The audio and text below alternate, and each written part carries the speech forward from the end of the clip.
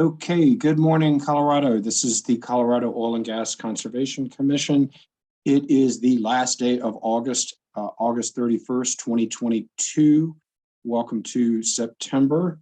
We will start our Wednesday normal business agenda with a roll call. Thank you, Mr. Chair. Commissioner Ackerman. Here.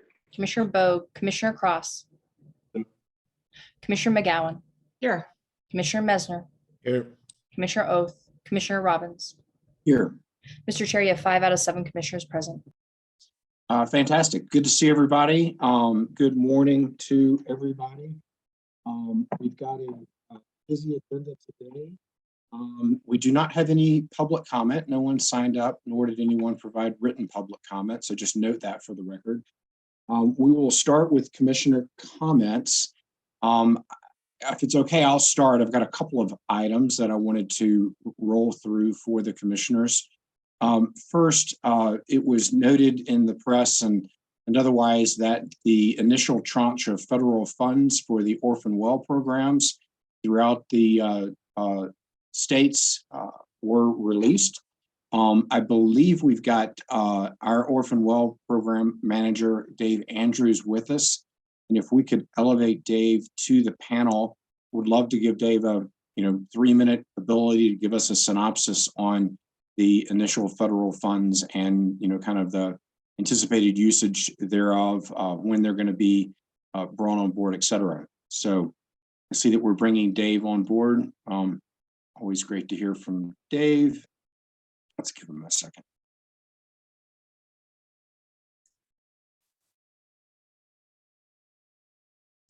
Thank you, Mr. Chair. Please give me a moment here. No problem. Thanks for being with us and giving us a heads up. Sure. So I wanted to announce today that last week, the Department of Interior released the awards for what's called the initial grant. Colorado applied for $25 million for that grant, of which about 10% is administrative cost. So that leaves about $22.5 million that will be spent on contractors to plug wells, abandon flow lines, decommission equipment, perform environmental investigation and remediation, and reclamation of the sites. So that's what our program is geared towards. The $25 million is expected to support this program for a period of 2 years. So work would be complete by August of 2024 and billed by the end of that federal fiscal year, which ends in September 2024. And the funds are effective, or the grant award is effective October 1st. However, we've been preparing for this for almost a year at this point. We worked through a master service agreement process back in the spring and awarded to 18 contractors that are located across the state and work in various disciplines to perform work for the program.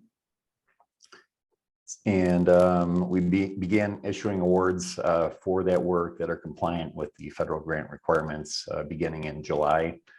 So we already have some boots on the ground at this point, performing work, and the first invoice that we can submit to Department of Interior would be in August, but that can include work that had been performed prior to issuance or the effective date of the grant.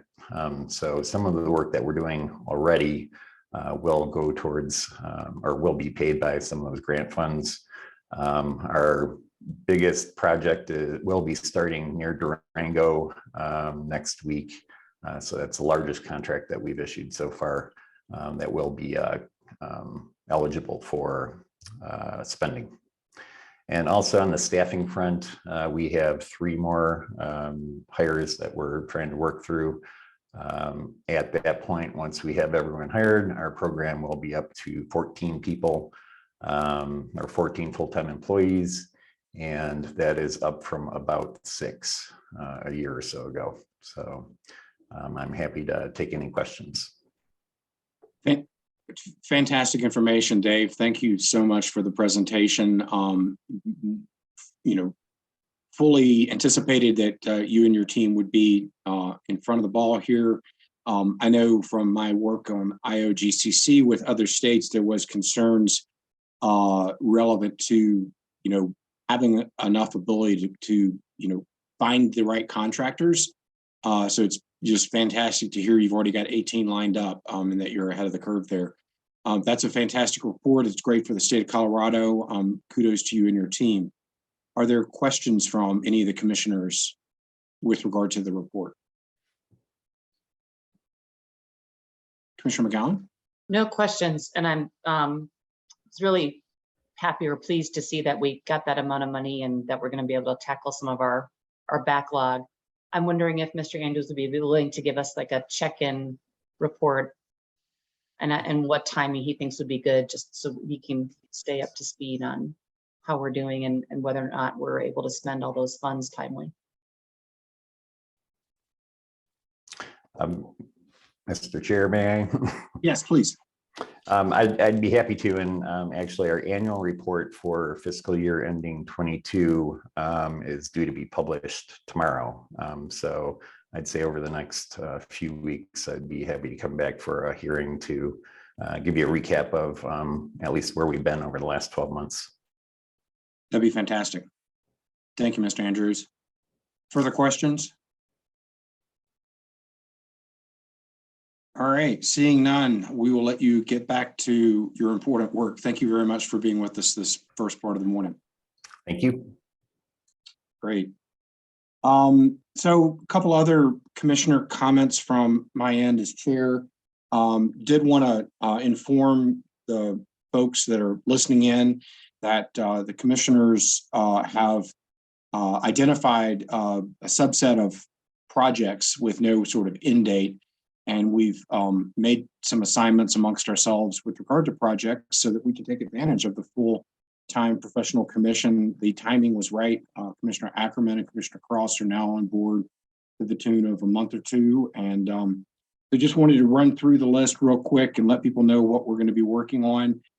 We will publish this list to our website so that people who are interested in various topics will know who to get a hold of. Commissioner Cross will run lead on a few of our projects. The worker certification rulemaking that is contemplated by Senate Bill 19-181. He will also run lead with regard to compliance, field liaison, and field tour lead. And he will also be the commissioner that will be our liaison to staff with regard to financial assurances. That's going to be a big topic. There's a lot of financial assurance plans that are going to be submitted over the course of the next several months. And we've got Commissioner Cross assigned there. Commissioner Ackerman will be, as expected, our CPW liaison and wildlife lead. And there are any number of additional topics under that, including working with staff on tracking of wildlife COAs and timing steps, working on the wildlife and biological working group, addressing the BLM migration plan and addressing riparian mapping issues. Commissioner Ackerman will also serve as lead for the concept, and this is just a concept at this point in time, but the idea that we ought to create a reclamation working group and sort of, have a commissioner run lead on that area of importance to the state of Colorado. And then Commissioner Ackerman will also run lead on the wildlife mitigation reporting issues that are assigned to us. Commissioner Messner will run lead on identifying a process improvement on permitting. That's a big, hardy topic. There's always room for process improvement with all the things we do, and Commissioner Messner will run lead on that.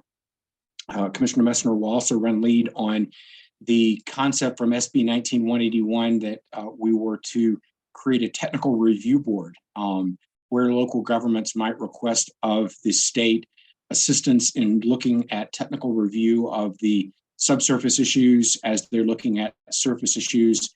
It is something that we were asked to do, and we've not been asked by local government yet, but I foresee that might come forward, and getting something in place ahead of time makes a whole lot of sense. Commissioner Messner will continue his lead on the Martinez Irwin Fund. So kind of keeping track of that for us. And then Commissioner Messner will continue in his work in terms of the produced water work group. Commissioner Mcgowan will, as you would anticipate, run lead with being the CDPHE liaison and our air lead. She's been working with Sarah Bartlett and will continue that work. She also will run lead on the direction we received from the governor to prepare a report between CDPHE and Cogcc on permitting regimes and process improvement. As I mentioned, none of this is like this year. I think that report's due June, July of 2024. But having it assigned out so we know where that's going. Commissioner Mcgowan will continue her work on the pit emissions work group, and she has been kind of our internal lead on the EDI work that the commissioners work on, and we're happy to say that she'll continue that. I will run lead on, and again, this is not something in near term, but it is something that we should do, but sort of the emission change cleanup. And that is to say that we did a ton of rulemaking over the course of the last couple of years. I do not anticipate that we got everything right. This is not to say that we're going to create new rules, but it's to better and process improve the emission change rules that we have. I've talked with a lot of operators, with other stakeholders, with our permitting team. I myself have a list. I think everybody's kind of created a list of like, here's how we could do some of these things better. So I'll run lead on that. I will be the Cogcc improvement planning liaison that was created by Hearings Manager Larson. I'm not quite sure what that is, but I'll look forward to doing that project. I will run lead on the discussion around whether we should have permit fees. That was something that was identified in SB 19181. It removed the cap on permit fees of $200 per permit and established that if we felt it was necessary, we could have permit fees that are consistent with the amount of money necessary to kind of process a permit, which is normal. But whether we're going to do that or not is an open-ended question, and I'll have some discussions around that. And then I will run lead on the concept of whether and to what extent we might want to create an environmental best practices operator and or an environmental best practices permit. And I've already had a bunch of discussions around that. So all of those tasks that have been assigned out will generate themselves with the various commissioners. Again, we will put this up on our website so that folks know who to call. All of us have our cell phones and our emails on the website, and we all have open Zoom doors. And at some point, it might have open doors to be able to talk with folks. Thirdly, speaking of things that have happened here in the very recent future, we received yesterday at 5:05 a petition for rulemaking to evaluate and address cumulative air impacts. The petition was filed by Wild Earth Guardians, 350 Colorado, WMXN from the mountain. I think that should have been Women from the Mountain. Physicians for Social Responsibility, the Laramie Alliance, and Sierra Club. And I just wanted to note the receipt of that. We will process that according to our rules. We just got it, so I'm not sure exactly what the appropriate next steps are, but we will take all appropriate next steps with regard to the petition that we received. And I wanted everybody to be aware of that. So with that, I think that is the conclusion of let me look at my notes.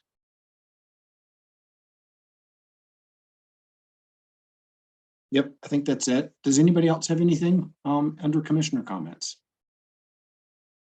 Commissioner Messner. Thank you, Mr. Chair, and thank you for that update. I just wanted to give an update on a couple of the pieces that I've previously been working on. One is the concept of the development of a produced water consortium for the state of Colorado. We have completed 2 working group meetings on the topic. The last one was about a week ago. And we had 30 different stakeholders involved with the technical work group around the topic, evaluating whether it's a good idea to develop a produced water consortium in the state. And if so, what does that look like? What are the questions that we want answered? Really good conversations in both of those meetings from a really diverse group of people. And just a quick update is to answer the general question is, I think the group decided that it is a good idea to continue to move forward with the concept of a produced water consortium for the state of Colorado. And so my next step, based on a lot of the feedback that came from the two meetings, is to develop a kind of memo or a concept paper that I will provide this commission so that everyone can be fully updated on some of the concepts that were discussed at the last two meetings, and see if this commission thinks it's a good idea to move forward with the concept of a produced water consortium. So from a scheduling standpoint, I can be ready to present that anytime in the next month. So whatever works best in scheduling, just let me know when to be prepared to present that, and I'll have something together. And then the other piece from the Martinez Irwin Fund is after our discussion at the work session a couple of weeks ago, I've got notes and have developed a white paper kind of capturing all of the discussion that happened, and a proposed structure of what expectations would be for applicants to the Martinez Irwin Fund moving forward. Happy to present that again anytime that it fits into the schedule over the next month. In addition, while we're hearing from some previous funders today, there are other funders that we still need to schedule to hear reports on how they utilize the funds and what some of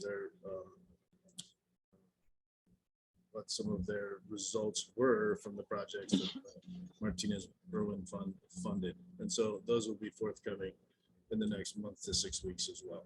So. Fantastic. Thanks for the update, Commissioner Messner, and thanks for the leadership on that front.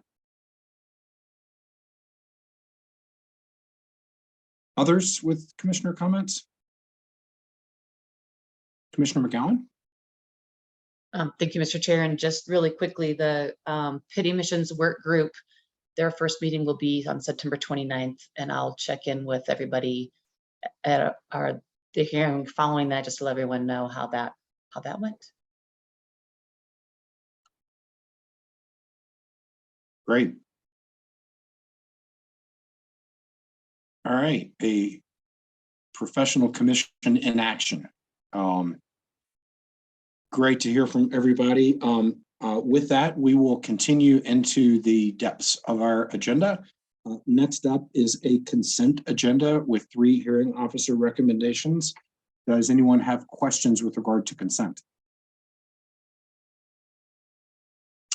Seeing no questions, do we have a motion to approve consent? So moved. Second. Motion by Commissioner Cross, second by Commissioner Messner. Any further discussion? Seeing none, all those in favor signify by saying aye. Aye. Aye. Any opposed? Consent agenda is approved. We will now take up docket number 2201-00015. The applicant is Verdad Resources LLC. It is the quote FAWN, F-A-W-N, oil and gas development plan. Again, we do not have public comment, so we will turn to Mr. Pershala for the applicant's Verdad's presentation. Morning. Yeah, I just want to make sure we've got everyone on here. I think we're looking for Heather Mitchell from Verdad. I don't see her. And Mr. Pershala, we'll bring in Ms. Mitchell. Are we also expecting Mr. Hudson? We are. Okay. I'll take another look for Mr. Hudson. I didn't see him initially. Mr. Hudson, if you're in the meeting and could raise your hand, that would be great. And I see Heather now. So I'm not seeing Mr. Hudson. We do also have Jason Maxey from Weld County, who would like to provide a few opening comments as well about the Weld County process on this OGDP. Great. And that could give us a little time to see if Mr. Hudson will be joining us in the meeting. Very good. And Ms. Mitchell is our main presenter. So I think we will sort this out in time here. Thank you.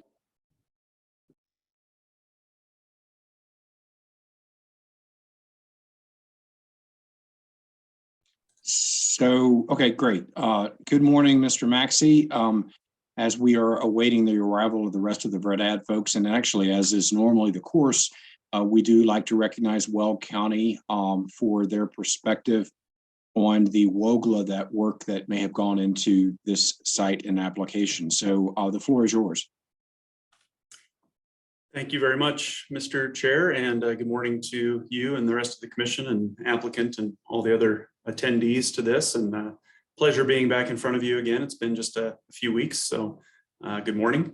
And very interesting to hear about some of the commission assignments as well. So just as a side note, if there's any commissioner desire to engage Weld County is able and willing to be part of those discussions if needed or if desired from the commission standpoint. So that was interesting to hear, and I look forward to some new information coming out regarding those assignments.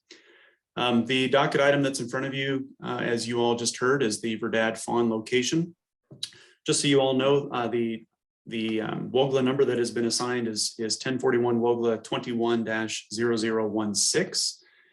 Weld County did submit comments, which should be reflected on the Form 2A. We submitted those on May 20th, 2022. We held our pre-application meeting just a little over a year ago. It was on August 4th, 2021.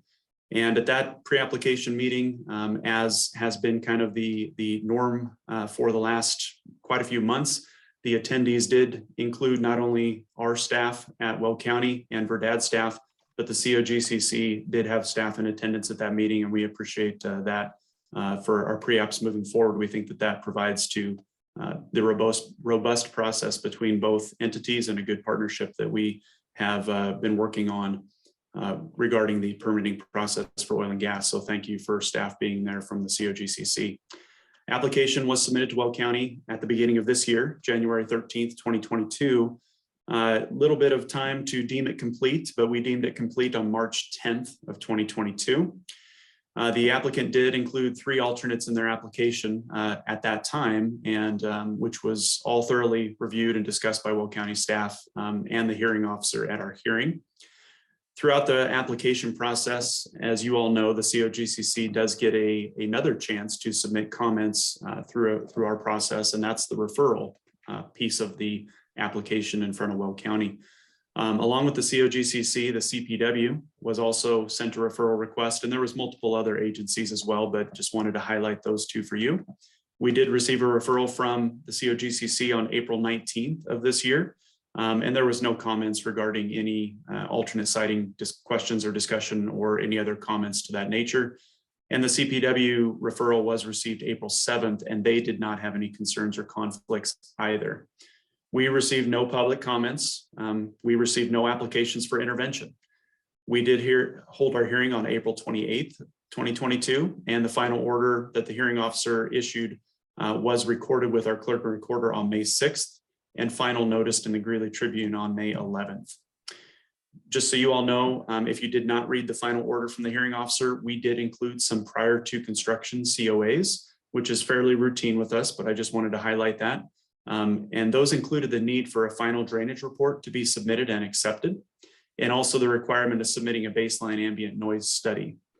There were some additional items included in the hearing officer's final order that binds the applicant to certain other standards, which are fairly routine, but they do include things such as lighting, noise levels, gas and oil takeaway via pipeline, etc. So if you have any questions on that, I'd be happy to answer from the Weld County perspective what's included in our final order.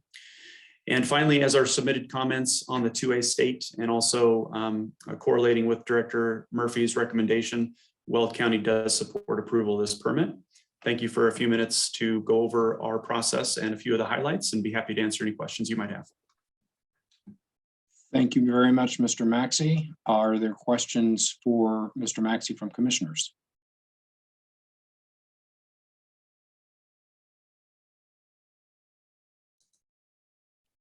Okay, thank you very much. Appreciate it. Yep, thank you very much. Did a great job. Appreciate it. Do always appreciate Wells County's perspective. So at this time, Mr. Pashala, do we have your team? Are you ready to go? We are ready to go. Mr. Hudson is not going to be attending today, so we have our team with Ms. Mitchell, Mr. Berghorn, and Mr. Cognetti. And just wanted to say thank you to Mr. Maxey for giving the background on the Weld County component of the Fawn OGDP. We appreciate it. With that, good morning, Mr. Chair. Good morning, commissioners. My name is Joe Pershala with Wellborn, Sullivan, Meck, and Tooley, and I'm here on behalf of the applicant Verdad Resources. And as I mentioned, with me are Heather Mitchell, Verdad's regulatory manager. She will be our main presenter today. Mr. Cognetti, the director of EHS&R, and Mr. Berghorn, who's a landman with Verdad. Today, Verdad is requesting that the commission approve the Fawn 2734-2833 oil and gas development plan, which covers approximately 1,930 acres in Township 1 North, Range 65 West in Weld County, and more specifically includes surface lands of approximately 9.88 acres of new disturbance, and that is within the southeast quarter of the southwest quarter and the southwest quarter of the southeast quarter of Section 22, which is just outside and adjacent to the north of the mineral development lands, which is approximately 1,920 acres. And that's within all of Section 27, the east half of Sections 28 and 33, and then all of Section 34. The oil and gas development plan includes requests that the commission approve one new oil and gas location, which is named the Fawn 2734-2833 pad. The Form 2A document number for that is 4028-14534. And that's to accommodate 14 new horizontal wells. The request also includes a request to modify order number 407-2173, which had established a 1,280 acre drilling and spacing unit for sections 28 and 33.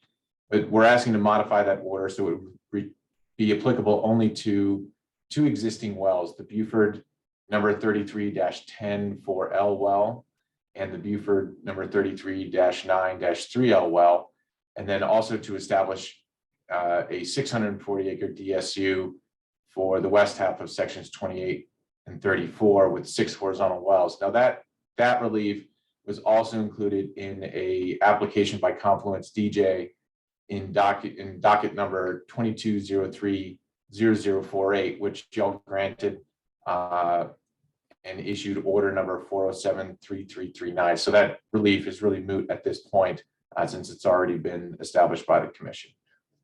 We're also asking that the commission establish the Fawn DSU, which is a 1,920 acre DSU for the mineral development lands that I described previously, and that's for operation and development of the Niobrara, the Fort Hayes, the Codell, and the Carlisle formations. And we're asking for 14 new horizontal wells within that unit. The relevant setbacks that are being requested is that the productive interval of those permitted wells be no closer than 460 feet from the north, the south, and the east unit boundaries, 200 feet from the west unit boundary, and then 100 feet from the productive interval of any other wellbore located in the unit. Verdad has secured more than 45% of the leasehold in the drilling and spacing unit and is therefore an owner with the right to drill and produce in the application lands. The Fawn 2734-2833 pad, as I mentioned, is in section 22, which is immediately adjacent to the drilling and spacing unit. It's on fee surface in a suburban rural part of unincorporated Weld County. It does not meet any of the Rule 304 B2B criteria. However, Verdad did submit an alternative location analysis as part of its Form 2A. Verdad has secured a surface use agreement with the surface owner and has met with that owner regarding the siting of the location. As you've heard from Mr. Maxey, the relevant local government is Weld County, and on May 6, 2022 approved the location. There are no proximate local governments. There are no variance requests. Verdad has given proper notice pursuant to rules 303E and 504, and no petitions or interventions have been received. And on August 24th, 2022, the director issued her recommendation, which recommends approval of Verdad's application. It's Verdad's position that the application satisfies the Conservation Act and all commission rules, and therefore we respectfully request that the commission adopt the director's recommendation and approve this application. With that, I would turn it over to Ms. Mitchell, who will give you an overview of the Fawn OGDP. And then we also have Mr. Cognetti and Mr. Berghorn also available for questions as needed. Thank you very much. Thank you. Good morning, Ms. Mitchell. Morning. I'm going to share my screen.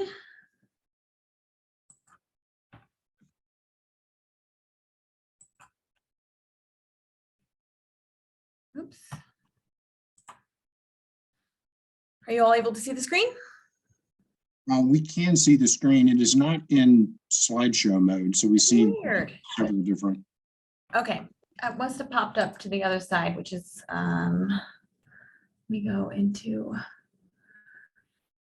you must be seeing, I know, let me exit. I got it. Sorry about that. 1 second. No problem. Take your time. Let me find my exit. Here we go. Shared the wrong screen, I think. All right, 1 second. This will loosen me up. Now, oh my gosh, stop share. Sorry, here we go.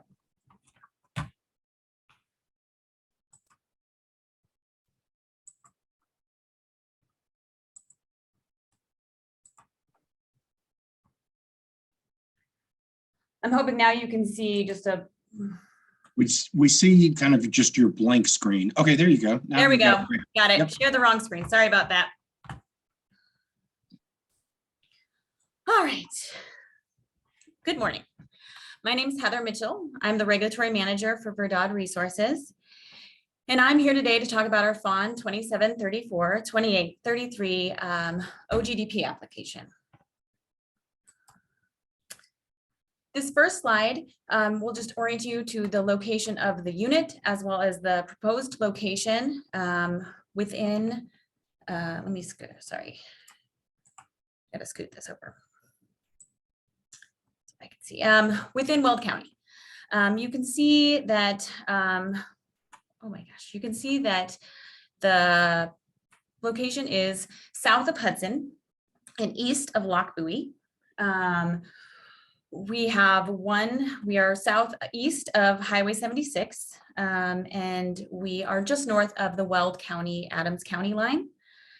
Our nearest residential building unit is 2,138 feet to the northeast. And as far as other human receptors go in this area, our nearest school, high occupancy building unit and designated outside activity area is 2.5 miles to the north. We have our nearest disproportionately impacted community is to the south 3 miles. This location is not within a high priority habitat. It's not within a floodplain. There's no surface water supply areas or any GUDI or type 3 aquifer wells within a half mile of public water supply wells here. We have an SUA, and we aren't asking for any we don't meet any 604B requirements here for this location. Upon final review of this application, the Cogcc did determine that the location was immediately upgradient of a wetland. We have a wetland vegetation adjacent to a man-made irrigation ditch, the Denver Hudson Canal, approximately 300 feet to the northeast of our proposed location. Because the Cogcc determined the location was immediately upgradient of a wetland, we had to conduct an ALA. And so this slide represents our unit, and the proposed pad is at the north end of the unit. And what we did here is we have each little red dot within this slide is a residential building unit, and we've buffered it out with a 2,000-mile radius around the residential building units. We also have buffers around the water bodies in the unit. And we have the high priority habitat to the northwest, which is a half-mile bald eagle nest buffer. And so what we use this map for is to sort of show areas that we were trying to avoid to stay away from residential building units and high priority habitats and so on. Because of the size of this unit, it's about 1.5 sections wide and 2 sections long. We are not able to drill on either the east or the west side with just one pad. We can't get all 14 wells. The drilling reach is just a little bit too long to have just one pad. We would need 2 on either the east or the west side. So that made us look at primarily the north and south side of the unit in order to just have one pad. And you can see the south end of the unit is pretty dense with RBUs, specifically towards Adams County, a lot of RBUs down there. And there is some open space in the north where there was sited away from any other receptor. The north half of section 27, which I can kind of point to here, this area is open. However, our the surface owner, which is BNSF, the railroad, they have plans that earmarked for plans for their future development there and would not allow an SUA in that particular location. BNSF does own our proposed location as well in section 22. However, we had a previous SUA with the previous landowner, and BNSF accepted it as an encumbrance on their property and allowed us to maintain this surface use, this surface. This next slide kind of zooms in to our pad, which is outlined in blue, and we have a red radius of 2,000 feet around our location. There are those little white triangles are residential building units that are outside the 2,000-foot buffer. So the reason we like this pad is because not only are we sited away from residential building unit owners, but we are also able to develop the unit with just one pad. In addition, we have a surface use agreement that allows 10 full acres, which we think is our safest amount of disturbance to operate. We have an existing road here, as well as there's an existing gas gathering right away, and we're near an existing oil line. So those are some of the reasons we like this location. This next slide shows our facilities layout for the location and some additional protection that we have for that wetland that is located to the northeast of our working pad surface. This pad is designed for retention per Weld County regulations, which basically means any sort of liquid could be stored on site, would stay on site.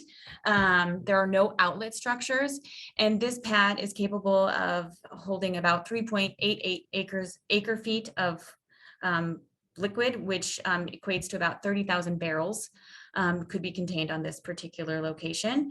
We'll have ditches and berms around the perimeter. The storage tanks have secondary containment. We'll have SCADA monitoring and remote shut-in capabilities. In addition to that, you can see in this layout that our production storage is located here at the very south end away from our wetland, as well as all process vessels and other storage vessels are all over 500 feet away. So we didn't need to get a CPW waiver here because we were able to get everything far enough away. And as part of the Weld County process, we notified FRICO, which is the owner of the irrigation ditch to the northeast, and they had no comments on this particular location. This slide represents some benefits of the development. This is an outline of our unit, which we are planning on adding 14 wells. We have 2 Verdad horizontal wells that we'll be plugging as part of this development. They're highlighted in yellow on the north end. We plan to plug both of those horizontal wells, and with that, we will remove the tanks which on one pad has 4 storage tanks, the other pad has 6. We'll have a combined reduction of emissions from the removal of the well and the facilities of 5.3 tons per year VOC, 1.9 tons per year of NOx, and 3.7 tons per year of CO. In addition, those pads will be reclaimed, and to combine, they have about 2.6 acres of reclaimed land. They're both already internally reclaimed. Interim reclamation has been conducted on both of those pads, so that's the level of reclamation we'll have here.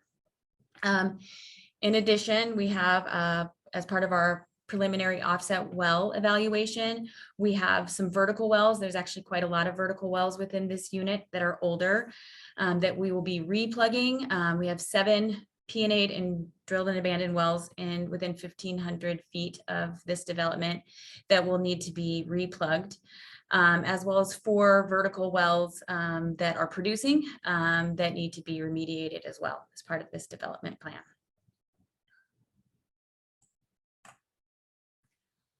The next 2 slides are just some of our BMPs for this particular location. Almost all of these are standard on Verdad locations, and they're found in our cumulative impacts plan, as well as other mitigation plans associated with this OGDP, but some that are a little bit specific to this particular location. We'll have sound walls on the north, east, and west side of this location to protect those RBUs that are outside of the radius, but just outside of the radius. We also, as Jason Maxey mentioned, will be conducting an ambient sound study prior to constructing this pad. We were able to move all of the production facilities away from the wetland. Again, this pad will be designed for retention, and there won't be any outlet structures. And then we also submitted a photometric plan for this to maintain lighting thresholds for both the Cogcc and Weld County. And again, additional BMPs here of note, we'll have automatic shutdown capabilities and SCADA monitoring, as well as robust inspection protocols. We are planning for an oil line, so we only have 2 oil tanks on this facility that will reduce truck traffic and tank emissions. And lastly, we have our timeline of the development, which has been mentioned by both Joe and Jason. We started this process in August of last year with our pre-meeting with Weld County, and Cogcc did attend. We submitted our applications early in 2022 to both Weld County and Cogcc. We did get approval. We had our hearing for the WOGLA application in April of 2022. We conducted an on-site with OGLA staff Dave Cabesco to have a look at our location as it is near the canal. And so we conducted that on June 7th of 2022. And we received our director recommendation last week.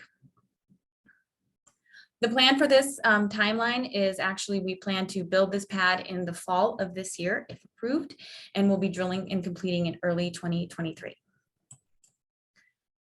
And that is all of the information I have for you in a slide. However, I believe that Mike Cognetti and Jeff Berghorn will be joining me to answer any questions that you may have about this application.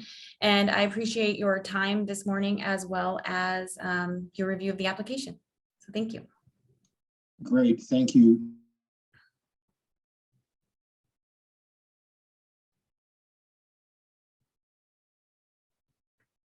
Oh. I think the chairman is frozen, so give him a second here, see if we can get him back.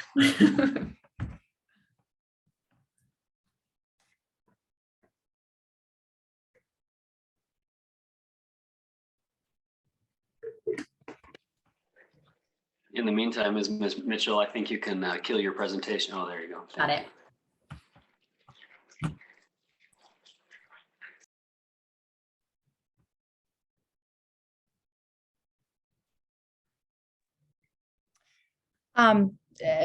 Apologies. Mr. Robbins' computer has frozen, as we know.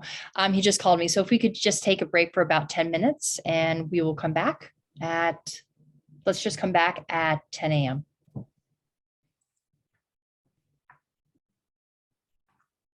Welcome back. We are getting set to go. Sorry that my state computer decided that it was time to reboot, but that's what they do.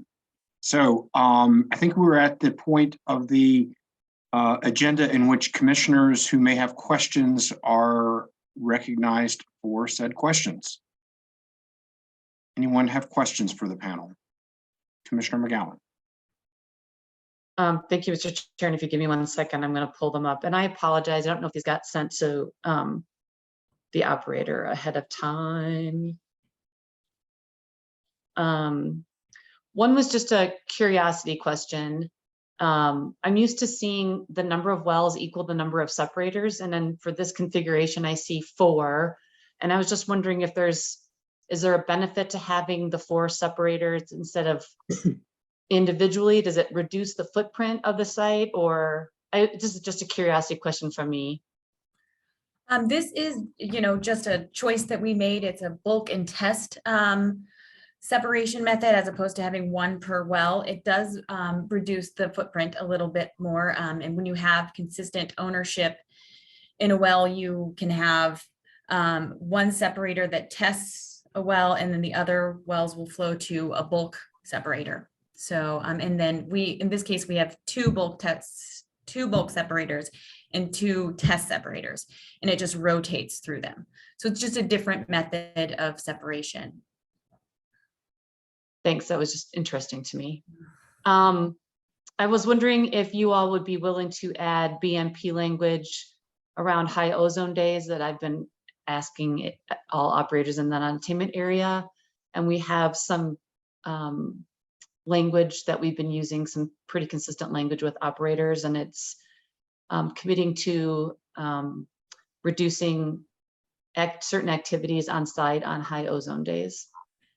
We worked with Melissa on our last one, and we came to a good agreement on those wells. So yes, we are willing to add some of ozone language. Thank you. And then I was wondering if you all would be also willing to discuss, and this is going to be a nitty-gritty detail, and I'm sorry that you didn't get it ahead of time.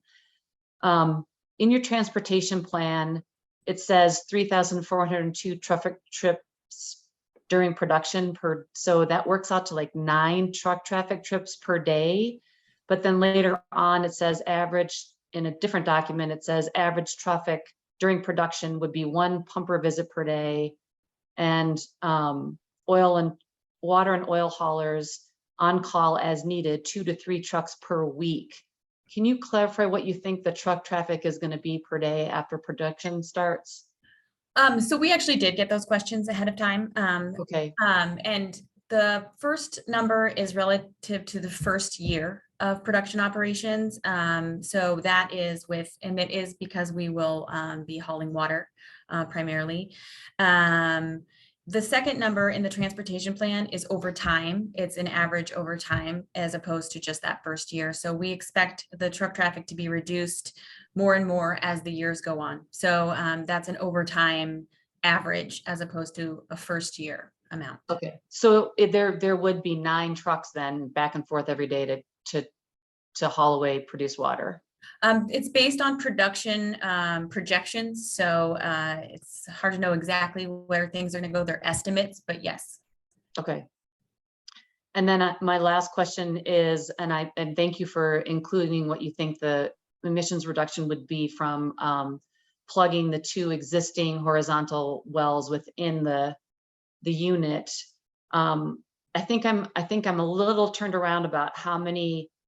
I think I saw in the cumulative impacts report of the 2B a proposal for 12 wells to be P&A'd. It sounds like some of those are already P&A'd, but you have to go back and re-plug them. And then so 7 out of the 12 are just being replugged. So no emissions benefit from that or offset. An offset from the 2 existing horizontals. So that gets me to 9. So do you have there are 3 more horizontals that you are looking at either just remediating or being plugged. Is that my understanding? So there are 4 more actually, 4 more producing vertical wells in the area that need to be, they may not have proper cement because they're older wells. So we'll have to remediate them, or the offset operator will have to remediate them. So those ones may or may not have emission reductions depending on if they choose to continue operating that well or not. So that is the case with that. And I think we can clean up that language in that cumulative impacts to differentiate between the 2 vertical or the 2 horizontal wells that we're plugging versus our remediation impacts that we are a benefit whenever you go into a new area. Okay, great. So happy to see that we have some numbers then to work with for cumulative impacts. And if those vertical wells get plugged, I'd like to see some language in the permit that you would share those emissions reductions so that we can also reflect that in our annual cumulative impacts report.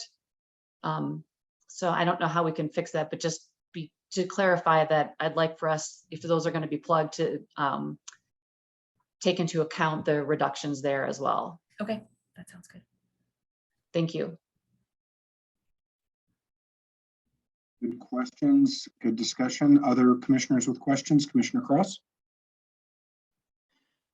Thank you, Ms. Mitchell, for your presentation today. It was very helpful. I just had a couple quick questions. One, at the very end, you were talking about your timeline. Could you just confirm the timeline again? Yep, we plan to construct this fall. Hope, assuming everything goes well, we'll be constructing this fall. And I believe the timing of drilling is early 2023. Okay, and part of the reason I just wondered about that is because I think we had slightly different dates in the recommendation. So I just wanted to make sure that I did catch that was going to be this fall and not next year, that we were going to be working on that. And I presume you already have a rig ready to go for that. Yes. Okay. And then the other question that I just wanted about was one of the Bmps. I noticed you were going to talk about temporary pipeline to bring in fresh water during operations. And so I just wanted to confirm, is the pipeline for that going to follow the same pipelines that you're having for the oil and gas takeaway as well? You know, I believe we'll be coming, I know we have some locations in our water plan, and the fresh water is coming from Tallgrass, who is a third-party provider. I don't know the right of way that they'll be using. I don't know that it is the same on that one. But that's already been worked out with them, that you will be using the temporary for that. Yes, temporary lay flat line, yes. Okay. I think that was the other question. I just wanted to confirm all that. Thank you. Thank you, Commissioner Cross. Others with questions? Commissioner Ackerman? Thank you. Just one quick question, Ms. Mitchell. Appreciate your presentation as well. I just was a little unclear on the Hudson Canal there. I thought I had heard that you received no comment from the operator, but I also thought there had been consultation with the operator and they didn't have any concerns. Can you just clarify which of those is the situation? Yes, sorry for the confusion. Part of the Weld County process is to notify anyone who could have any comment on their application process. And one of the people that we were advised to give notice to, or I actually think Weld County sent them notice of our application, was the Denver Hudson Canal owner, FRICO. And they came back and with a piece of paper that says no comment. So. Thank you. Appreciate that. I don't have any further questions. Thanks, Mr. Chair. Further questions from the commissioners to the panel?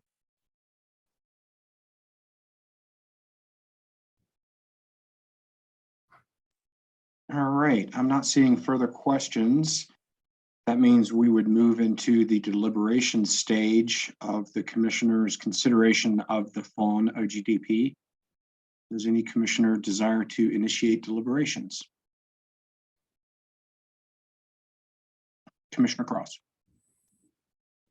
I just want to start off saying I thought this was a very thorough OGDP. I like the fact that in talking with staff that they specifically looked at a proposed location, came back and did the alternative location assessment, just the fact that it wasn't necessarily required to that extent. Worked with our staff to make sure that they changed the location to optimize. And I thought it was very thorough. Good explanations as to why they chose the location they did, not others. Working with the surface owner to make sure they had it. Taking steps to make sure that they were going to be minimizing the impacts, such as with the separators, et cetera. So overall, I thought it was very good. And you know, I appreciated kind of the extra work that went into it, despite the fact that we weren't near some of the receptors.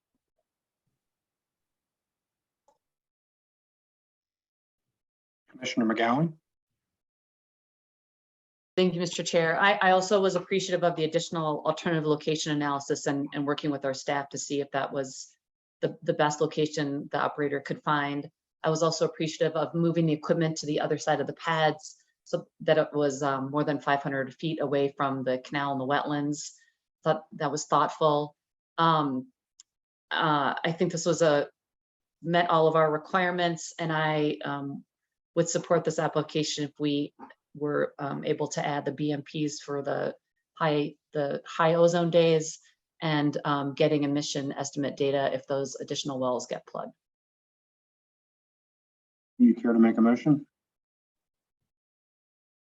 That's my motion. Commissioner Ackerman, I saw you raised your hand before the motion, so we'll hear from you as well. Thank you, Mr. Chair. I appreciate that. I just wanted to say for the record, I agree with Commissioner McGowan's suggestion on ozone attainment. And also for the record, we had received a couple of public comments associated with potential impacts to the Pawnee National Grasslands of this application. I just wanted to state for the record that this is not proximate or within the Pawnee National Grassland, and in my opinion will have no impact on that habitat. I appreciate the exploration of that issue by the operator. And that's all, Mr. Chair. Thank you. Great. Thank you for that commentary coming from your hat as our Wildlife and Environment Commissioner. That's helpful. We have a motion from Commissioner McGowan. Does anyone care to have a second? Commissioner Ackerman? Second. Motion and a second. Is there further discussion? Commissioner Messner. Thank you, Mr. Chair. And I'll support this application as well.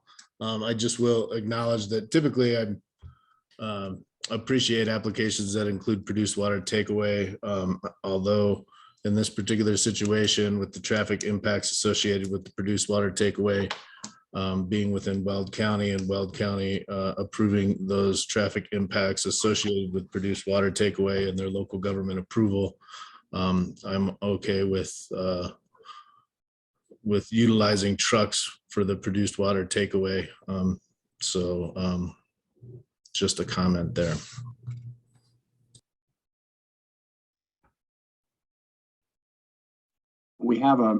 I believe we have a motion and a comment. Do we have a second? I second. I thought Brett said, or Mr. Chair, Commissioner Ackerman seconded, so. Oh, there you go. There's how much I'm paying attention. Okay, we have a motion and a second and a comment. Are there further comments on the application? All right, seeing none, all those in favor of the motion signify by saying aye. Aye. Aye. Any opposed? Great, motion carries. Thank you, Ms. Mitchell. Thank you, Mr. Priscilla, and thank you for the panel. Your OGDP is approved. Thank you, commissioners.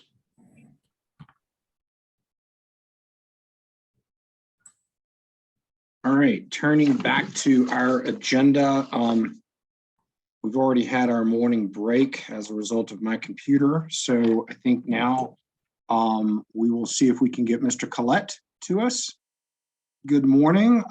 We are going to receive a CSU HEI study on air pollution and noise near oil and gas development report. We welcome you.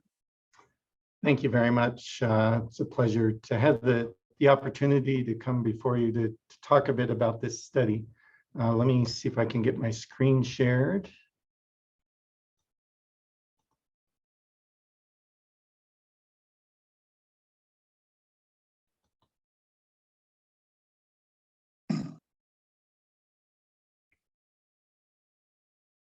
Doesn't look right on my end. Are you seeing the presentation? We are not. It just says that you have started screen sharing, but it's not really sharing anything. Okay.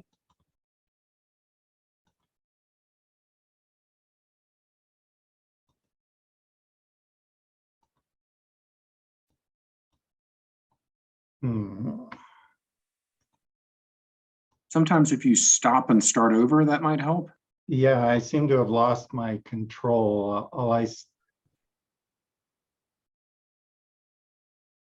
Oh, there we go. Now we see it. You're not in presentation mode. There we go. There you go. Now we're good to go. Perfect, thanks. Some unexpected delay there, but eventually it went. So I'm going to tell you a little bit about the new project funded by HEI Energy. HEI Energy is a nonprofit affiliate of the Health Effects Institute. They receive funding from EPA and from the oil and gas industry to support research looking at exposure and effects of emissions from oil and gas development. So we have a team of folks that are working on this. I'm at CSU and I'm the overall lead for the study. You can see a couple of other folks there at CSU leading some of our emissions and dispersion modeling work. And then Lisa McKenzie and Mike Van Dyke from the Colorado School of Public Health at CU Anschutz are leading our stakeholder engagement and noise efforts. And we're also partnered very closely with CDPHE, coordinating with deployments of their CAMEL measurement platform and some engagement activities as well. So we have three primary objectives for this study. One is to look at the exposure pathways that connect air pollution emissions from unconventional oil and gas development to nearby communities. We are focused especially on benzene and other compounds that make up the suite known as BTEX, but we're also looking at about 50 different VOCs in total. We will be using new measurements funded by this study, along with other recent measurements that I'll speak to in a moment, together with emissions and dispersion modeling activities to understand these impacts. And we're focused on pre-production activities in particular, because that's where we've seen some of the largest emissions over shorter term periods, but going into early production as well. And because we're interested in exposure, we're focusing primarily on large multi-well pads in or near populated areas.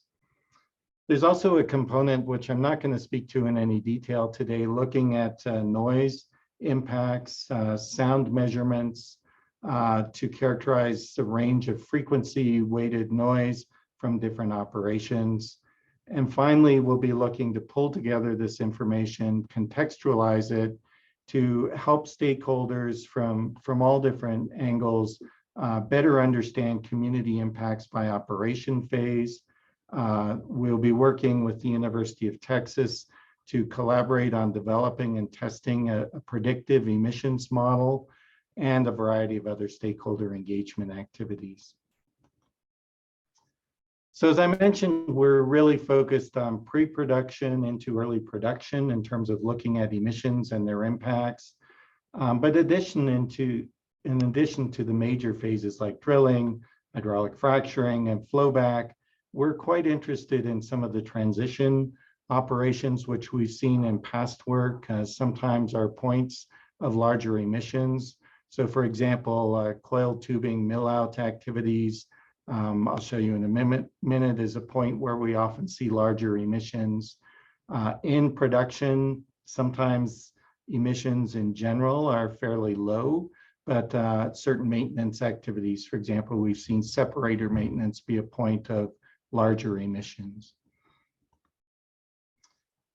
Here's a bit of an overview of some of the air pollution monitoring that will take place. As I mentioned, we're working closely with the Air Pollution Control Division on their deployments of the CAMEL, where they'll be measuring VOCs, methane, NOx, PM2.5, and other things, but those are the focus for our study.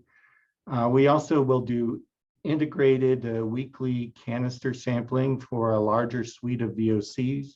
We analyze about 50 VOCs from those canisters to help us look at both gradients in space and time around operations.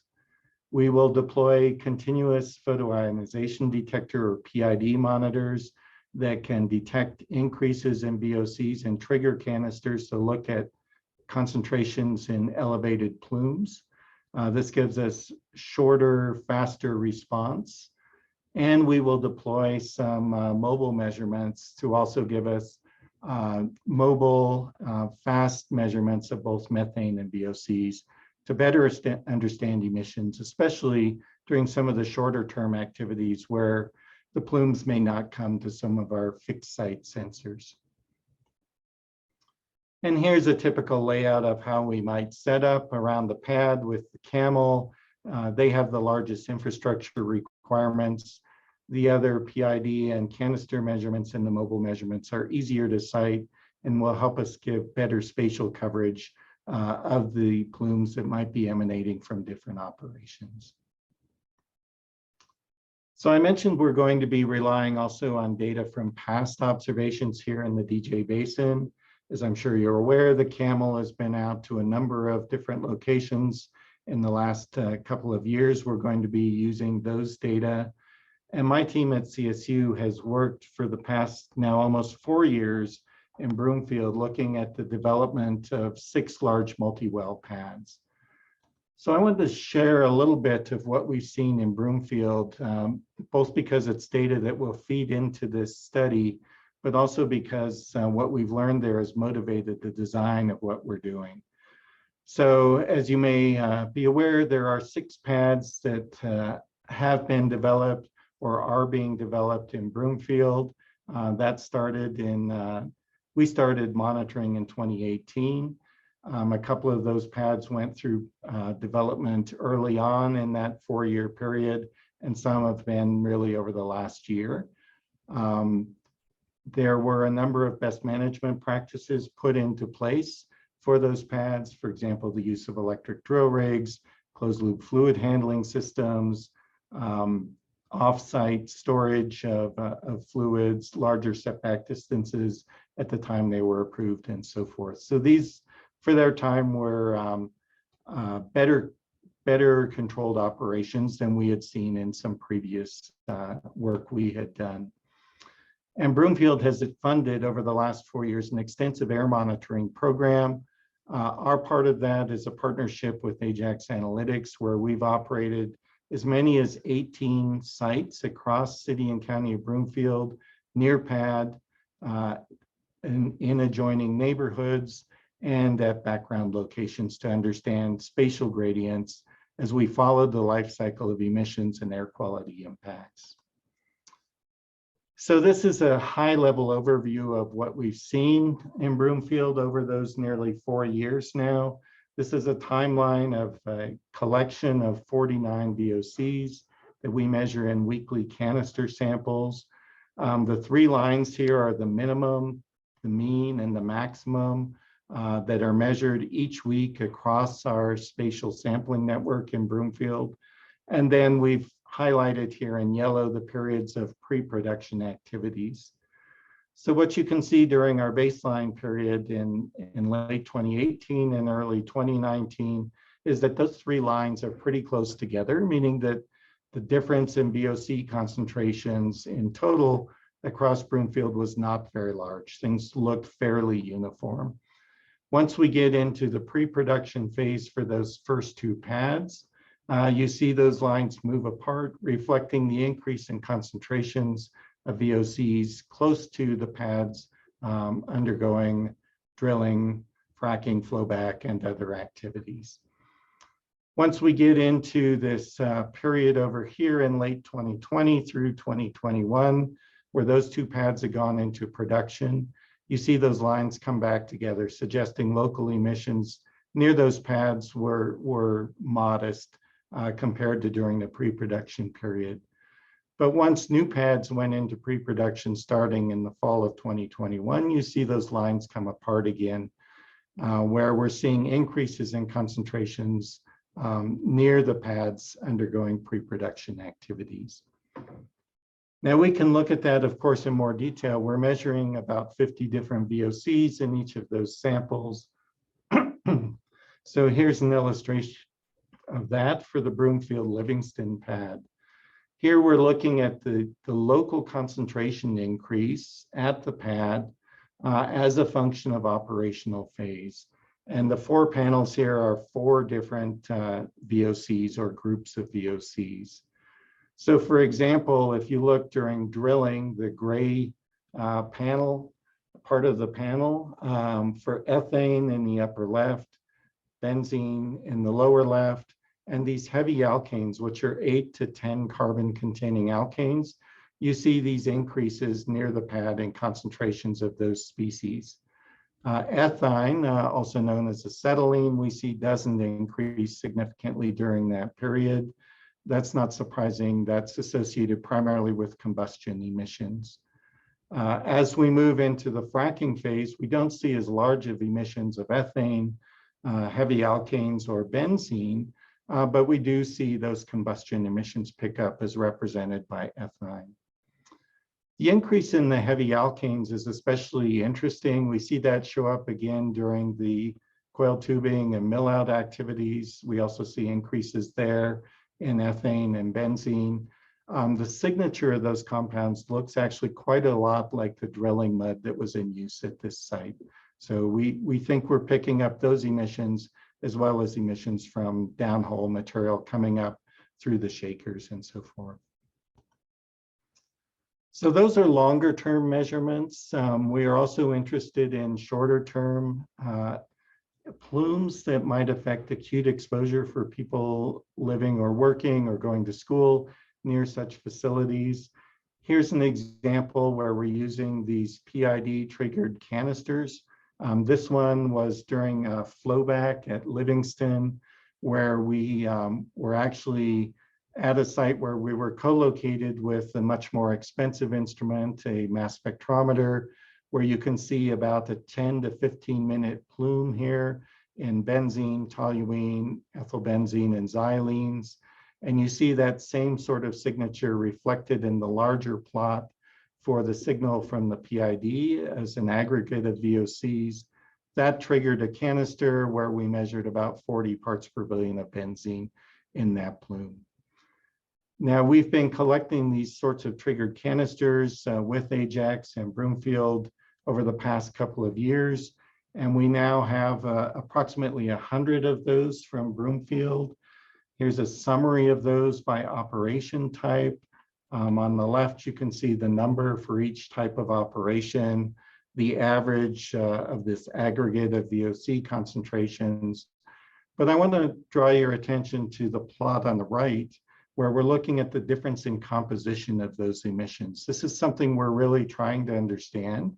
And so, for example, if you focus on the second bar, which are the drilling canisters, we have about 50 of those now that were triggered episodes.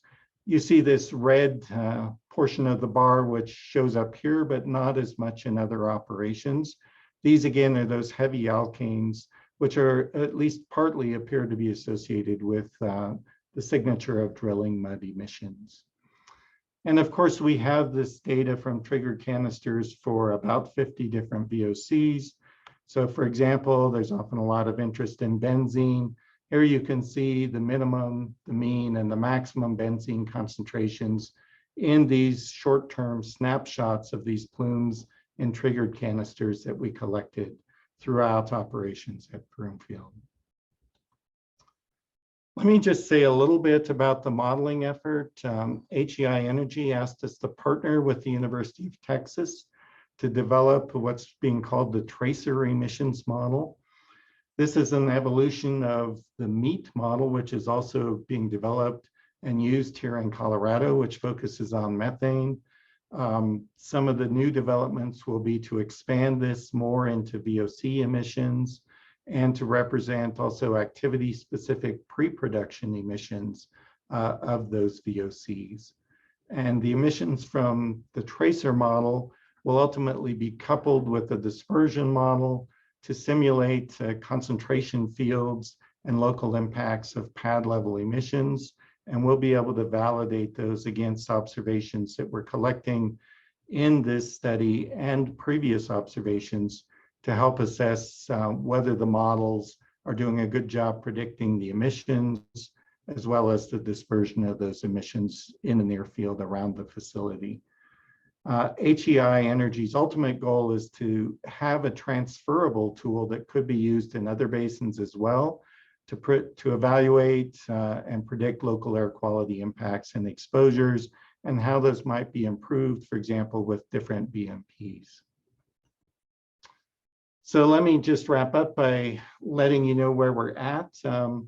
This is, as you may know already, one of 3 studies that HEI Energy has contracted across the US to look at air emissions and noise impacts. The other 2 are in the Eagle Ford and the Permian Basin. So we're fortunate to have support from HEI Energy to do this work here in Colorado. This is a 3-year project. We began in February of this year.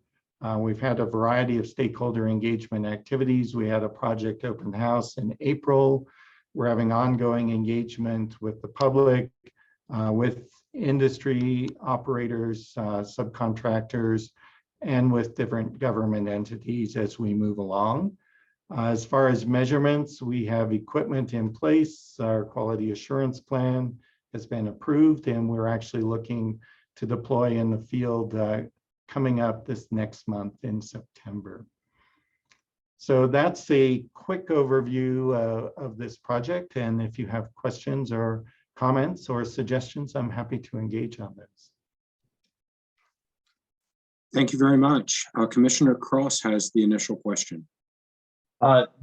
Thank you very much for this presentation. I know we listened to the HEI presentation with the AQCC before, and so this was helpful to get it, kind of the more technical aspects of it as well. So I really appreciate it, and it's very helpful.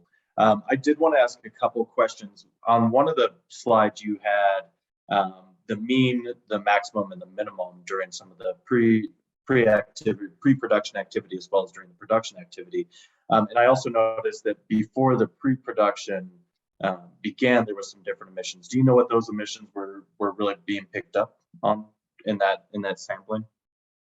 Yeah, so there is some range of concentrations that we see across any area that we monitor that reflects, either local emissions or gradients and impacts of larger emissions. So for example, in Broomfield, some of our reference measurements are made further south away from the pads. So they're also further from most of the other wells in the DJ Basin, but they're closer to some larger traffic sources. So if we look, for example, at benzene, which I didn't show you that same plot, we sometimes see a bit higher benzene at our reference site in Broomfield than we see near the pad, especially when there aren't pre-production operations going on in the pad, just because there's more traffic, which is also a benzene source there. So, the differences are fairly small, especially averaged over time, small enough that we can clearly see, sort of the impacts of the local emissions during the pre-production activities.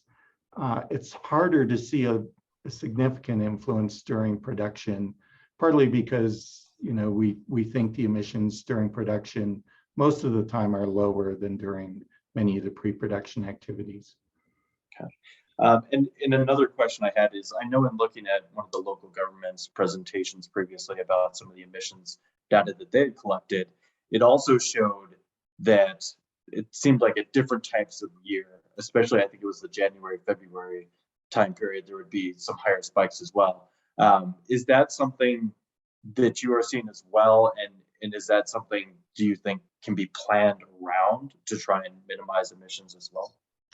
Yeah, that's a really great question. And we do certainly see changes, even without the oil and gas emissions, we see changes in concentration over time of year because, the dispersion of emissions changes, the mixing height of the boundary layer where emissions are trapped changes. In the winter, we tend to trap things more near the surface. So we see concentrations go up and down, which is why it's really helpful for us to look also at spatial variability and not just changes in time. We really rely on the spatial gradients to help us, take out some of the influence of seasonal variability in terms of just emissions dispersion. As far as a strategy in terms of reducing impacts of emissions, yes, there are things you could certainly think about there. I heard the discussion in the last agenda item about, trying to reduce emissions during high ozone forecast days. You could also think about reducing activities during stagnant periods in the wintertime when they might build up locally around operations. So there are different strategies like that that could be used, coupled with sort of meteorological patterns to help reduce the magnitude of impacts of the same level of emissions. I really appreciate that. And then my final question is more of a kind of big picture. I know you talked about the Eagleford, the Permian, and the DJ.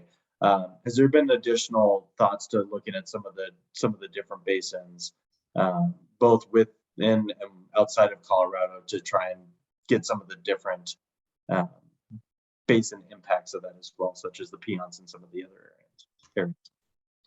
Yeah, we've done work before in the Piceance looking at emissions, although that's been some time now. Here, the resources that were available for HEI Energy to fund work, they put out a call for proposals, and of course I didn't see all the proposals, but I know they got many more than what they funded. There is definitely interest in looking at other places. Right now, I think it's sort of resource constrained in terms of an ability, how many places to go after. So their choice was to focus on these three basins for this at least initial set of studies that they're contracting. Makes sense. Thank you very much again. I really appreciate it. Any questions? Commissioner McGowan? Thank you, Mr. Chair, and thanks for the presentation today. I think it probably shows what we've been hearing from folks, and I think maybe even operators recognize. I wonder if you could share what the role of operators is in this study that you're doing, and are there collaborations with the operators, and will there be discussions about some best practices and maybe emerging technologies to kind of tackle some of these pre-production activities where we might be able to lower emissions? Yes, let me take a stab at that. So, there are definite connections around when we're out in the field monitoring, and we're trying to understand what we're monitoring and also how to model emissions for those activities. So we've started discussions with operators about specifically working at individual sites where they have activities going on and getting information about those operations. In Broomfield, we've benefited from, City and County Broomfield also have their own inspectors that go on site. So we've had quite a lot of information about operational activities, and we'll be relying here on operators to hopefully tell us a significant amount about what's going on pad while we're making emissions. We're also going to engage both operators and subcontractors about, how do we best represent emissions from different activities? The sort of steady state emissions are one thing, but there's a lot of these sort of transient activities, and we see these reflected in the monitoring data, where we need to better understand, how often does a certain thing take place, at what frequency, so that we can predict what the impacts of that might be over longer term under different types of meteorology and so forth. Ultimately, I do hope we can also engage on discussions, within this project, but more broadly about, what are the points where, the emissions are most impactful, either because they're large or they happen, as in the other question, at certain times of year where the impacts are larger. and what sorts of strategies might, we all collectively think about to help reduce those impacts while this, especially pre-production operations are going on. Commissioner McGowan? Thank you, Mr. Chair. I think I'm curious also, and you might not have an answer now, but if at the end of this study, so when you look at these graphs and you see the spikes, as a layperson, you think, wow, look how much higher it is. But I don't really know how to put that into context of, is that a health risk? Is there a potential for health impacts, or is it a spike which we want to figure out how we can reduce those emissions, because we always want to reduce emissions, but that spike is not necessarily a health impact? And is there kind of a thought process that there will be some recommendations or some acknowledgement of what the health impacts might be related to what we see as this elevated emissions during pre-production? Yes, that's a good question. So we were not funded by HEI Energy to do a health assessment as part of this, but we are trying to collect data that will inform that kind of work going forward. So we're trying to understand what the potential is for exposure, both in terms of our monitoring and in terms of having a model that we can apply, for example, under a range of meteorological conditions that we may or may not have actually seen when we're out in the field monitoring.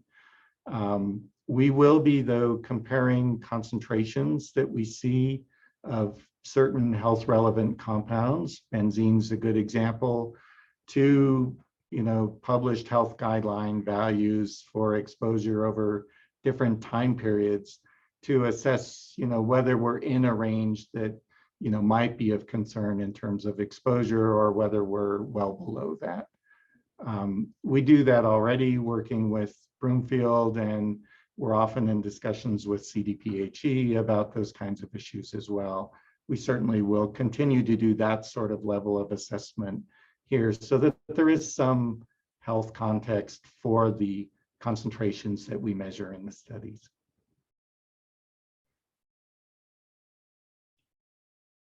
Commissioner McGowan? Thank you, Mr. Chair. And sorry, I think you have done kind of similar work in the past. And so will you be comparing and contrasting data that has been collected historically to this updated data value set, and how will that help inform decision makers, policymakers?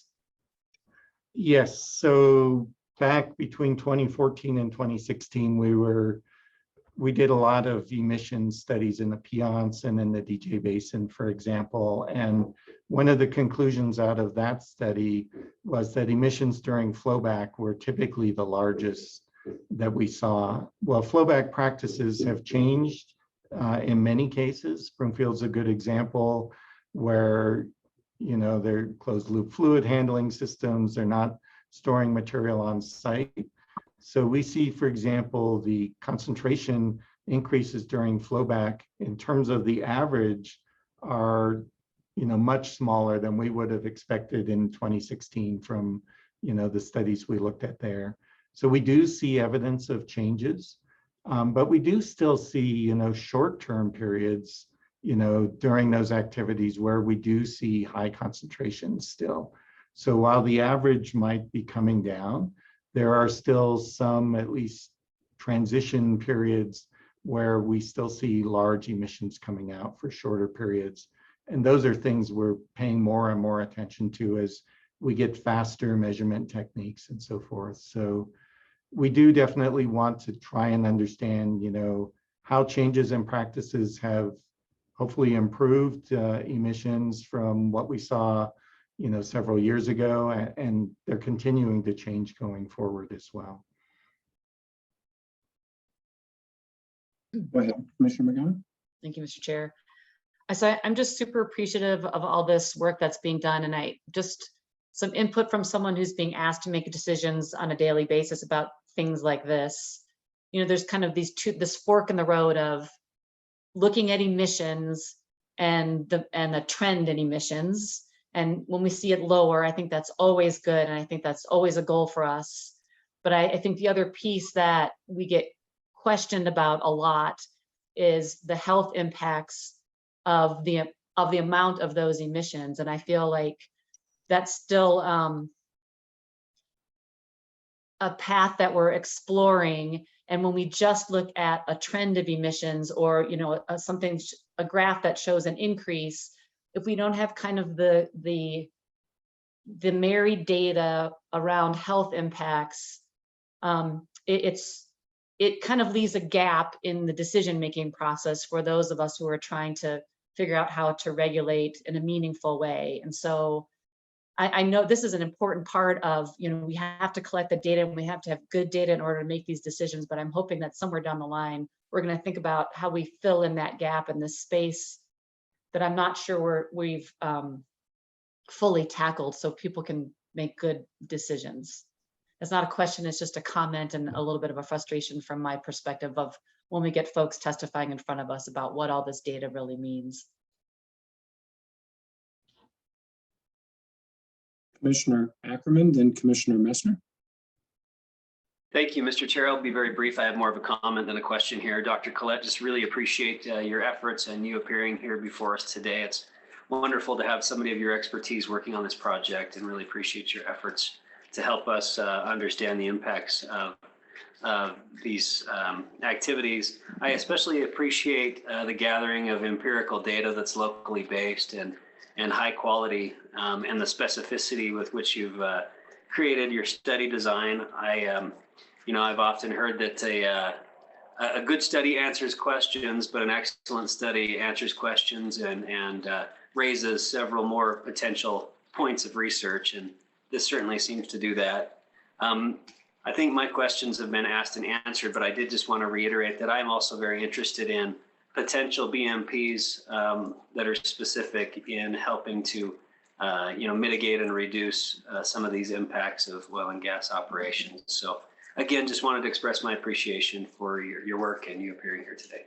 Thanks, Mr. Chair. Commissioner Messner. Thank you, Mr. Chair. And also, Dr. Collette, thank you very much for the update. This is really good information for me. I am not a scientist, and so I'm going to ask some layperson questions about this. I wonder if you could pull up that VOC timeline slide that you had for Broomfield. Yes. Give us a chance to share screen again. All right. Hopefully you're seeing the presentation. I am, yeah. This is the one. Yes. And I think Commissioner Mcgowan asked some questions around this, and I'm not sure I totally followed. So just to make sure that I understand, anything in white prior to the introduction of the orange or the yellow is background, right? So I mean, understanding that the second piece of white is probably during production, but before that, that's just background. And you're saying that the samples that were collected for that background or ambient levels was at a different site than the second white piece, which was close, which was the same sites as during pre-production and drilling and so forth. The sites change a little bit because the network changed over time, but many of the sites continue throughout this whole period. So what we're looking at is the gradient really spatially across Broomfield being either small, so concentrations are kind of uniform across the area, both close to and further away from the pads that were being developed during different time periods. So that first white period of a few months is basically telling us that the concentrations did not vary a lot across Broomfield from sort of south to north, east to west. And in the second white piece, I mean, looking at this it appears that like the ambient levels or the levels here are lower than before activity happened. So I didn't understand how that would happen.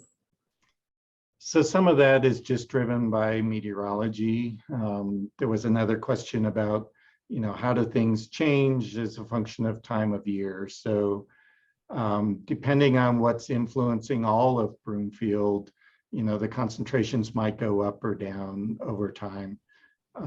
You typically, if we were to pick our background site, for example, you can see often a very nice seasonal cycle in concentrations that has to do with just how well emissions get dispersed from the local sources here on the Front Range.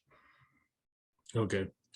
And then as you look at the pre-production, completion, and those areas that appear to have more significant maximums, but the minimums still are consistent with what you see outside of pre-production, and so you're trying to target specifically what is causing those maximums, because there also seems to be quite a bit of minimums that are kind of along the lines of the areas that are in the white sections on this chart.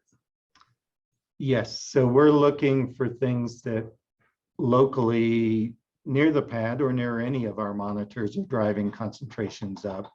And in this case, the maximums are driven by the near pad sites during those pre-production operations.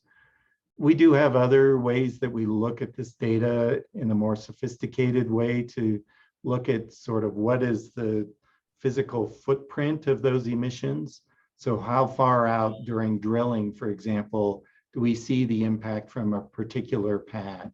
That's a little hard to see in this presentation, but we're working on some other analyses to do that, like how much impact do we see from drilling, 2,000 feet versus a mile versus further away in Broomfield, things like that.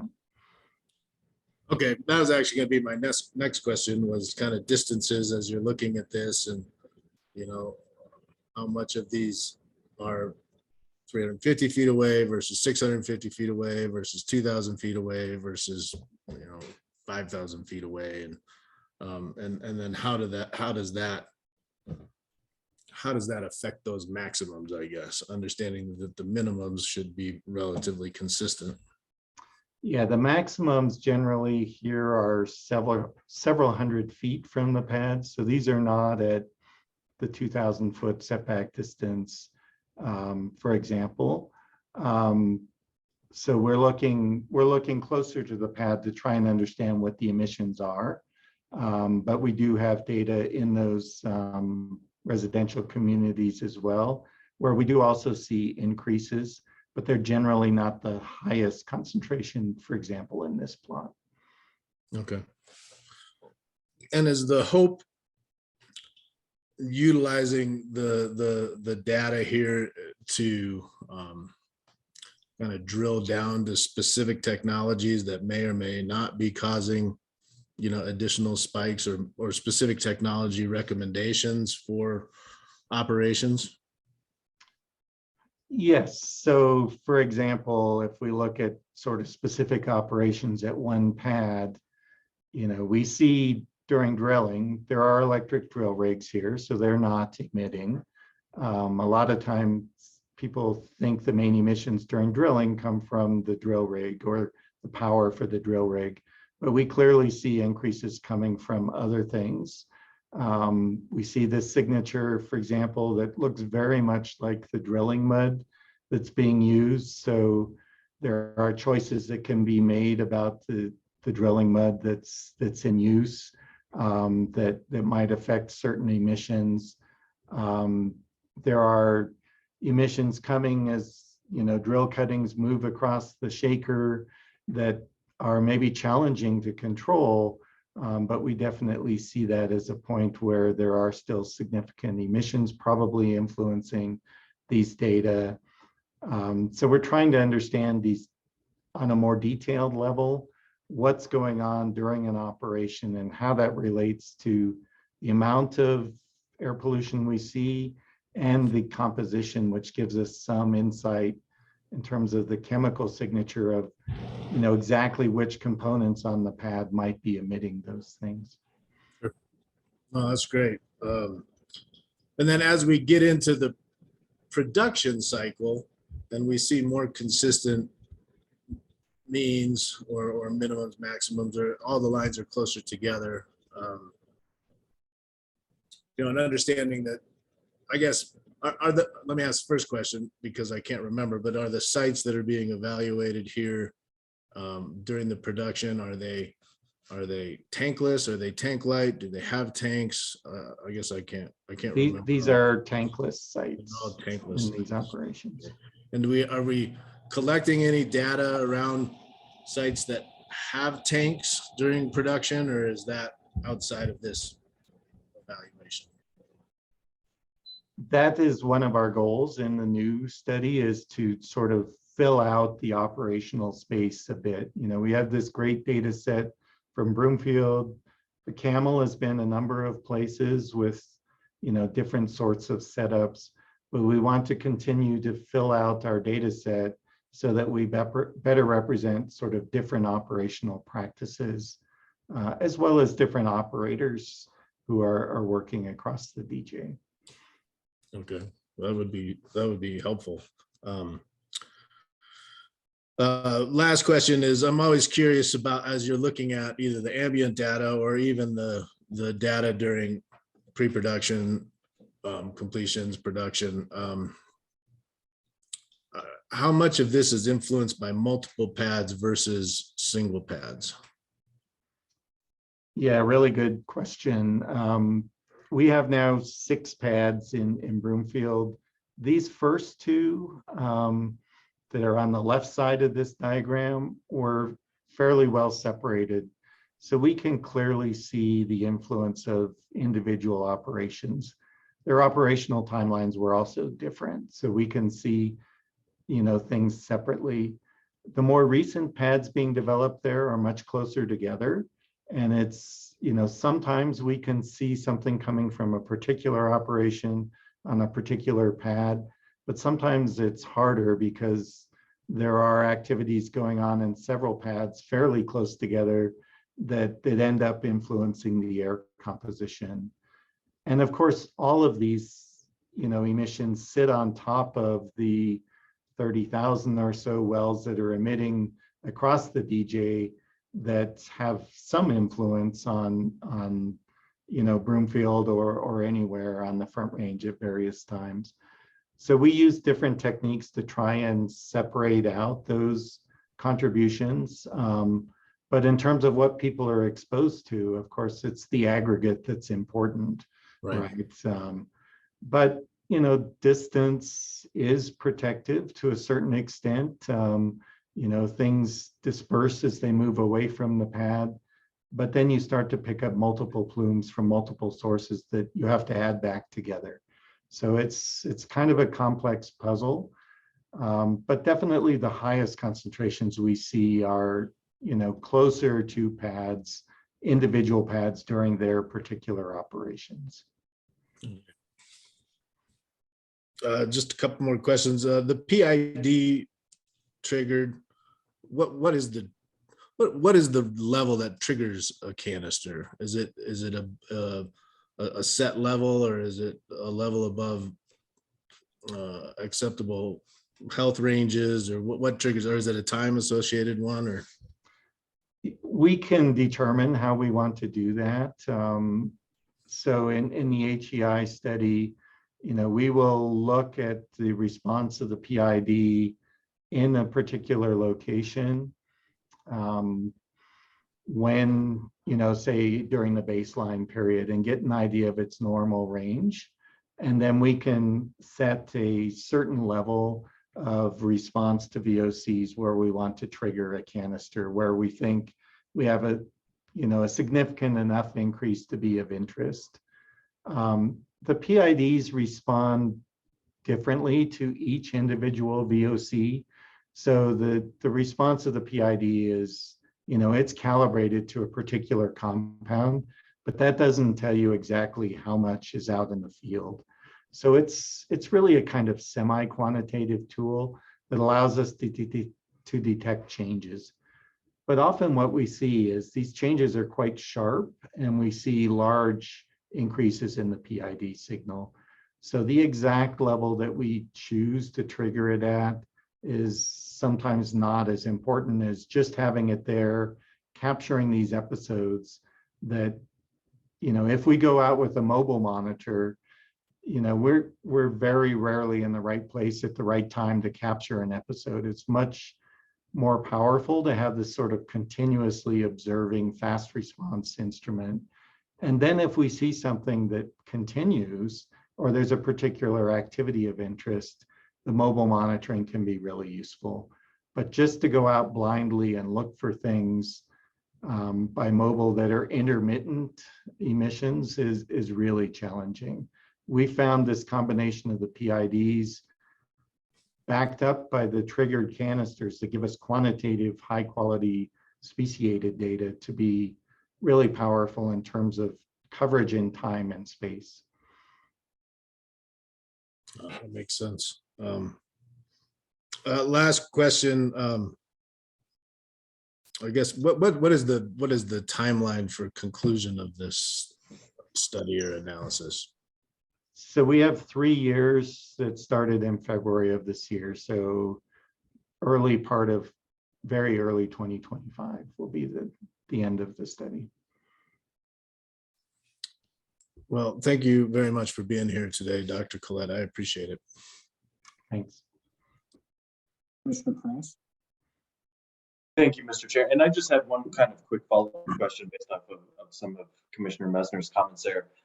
You mentioned that you have some really good data coming in from Broomfield as well, and I think that's helpful to get kind of the data from different sources there. I just wanted to ask one question about that data though. Is it QA'd and QC'd in the same manner, or is that done the QA and QC done by them separately before being provided to you? So as far as the VOC measurements, we're using the same approach. Those are done in our lab now. So that's essentially the same for the 2 studies. There's a difference in the PID monitor that's being used to trigger canisters, but they work in a very similar way.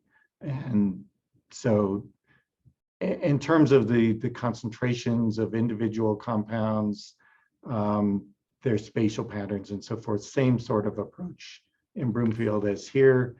And then as far as the camel, of course, that has been used in some of the past studies that we will look at, including Broomfield, but others, and will be used also in support of the HEI study going forward.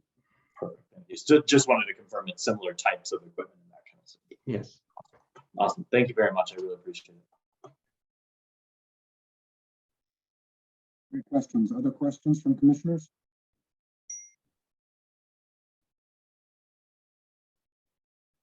All right. Thank you very much. We do appreciate the update and your being with us and with all of our Colorado stakeholders who are listening in. There's approximately 72 folks listening in this afternoon, so for this morning. So thank you very much. Thank you.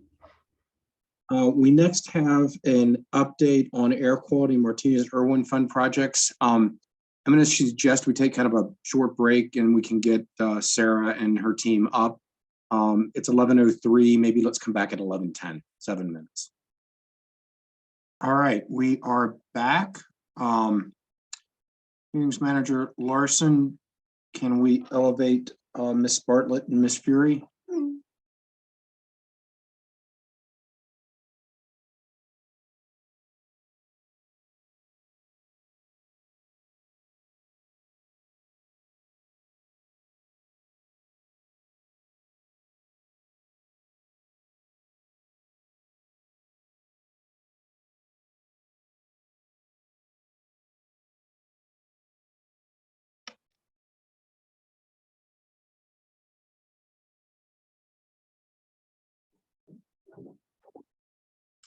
Okay, welcome to you both. I believe you have a presentation for us.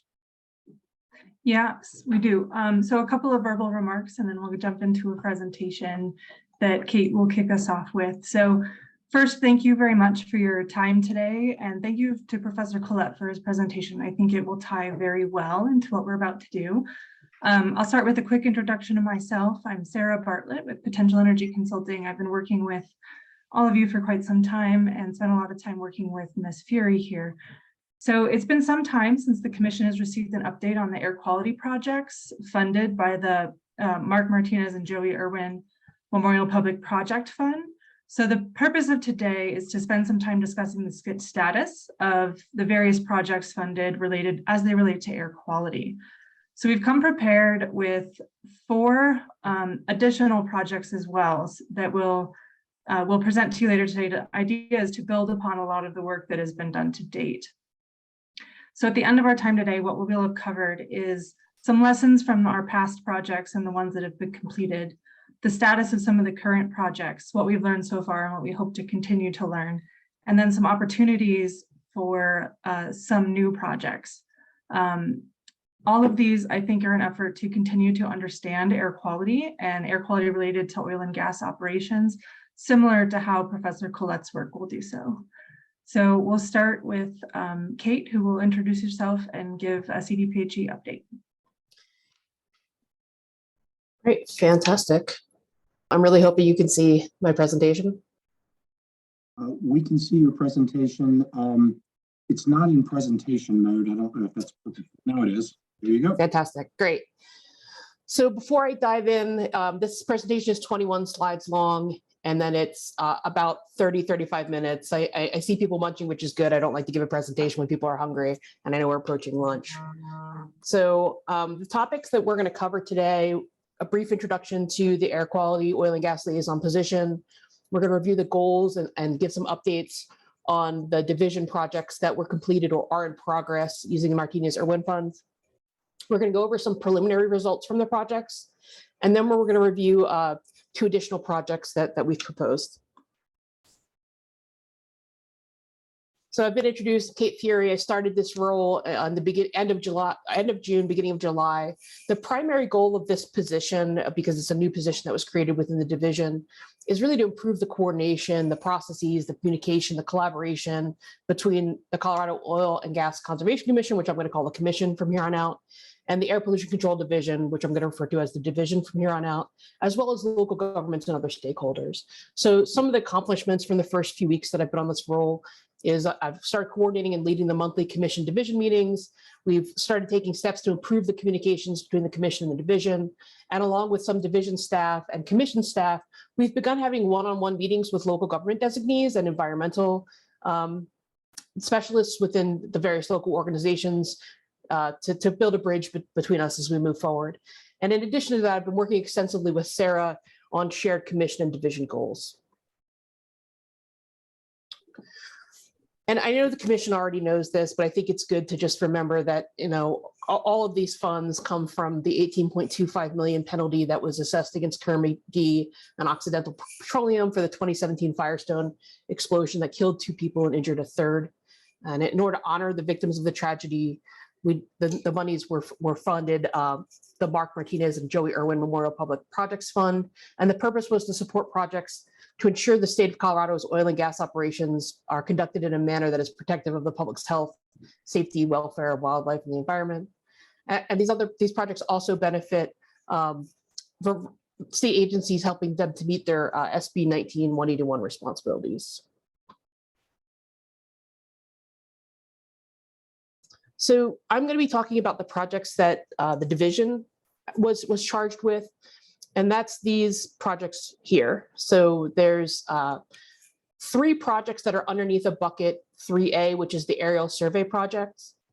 And then you'll see that there's some abbreviations here. So there's the University of Arizona is one of the projects under this bucket, as well as the Colorado State University, or CSU, Methane Emissions Technology Evaluation Center, or METEC. So you'll hear me refer to that as CSU METEC. And then the 3rd bucket, or the 3rd project underneath the aerial survey projects, is the scientific aviation studies. And then there's 3 other projects. There's the mobile air monitoring van, which we'll call the Moose, we'll talk about. And then there's satellite and remote sensing technology, or the University of Chicago project, and then the University of Colorado Boulder, or CU, aerial survey analysis.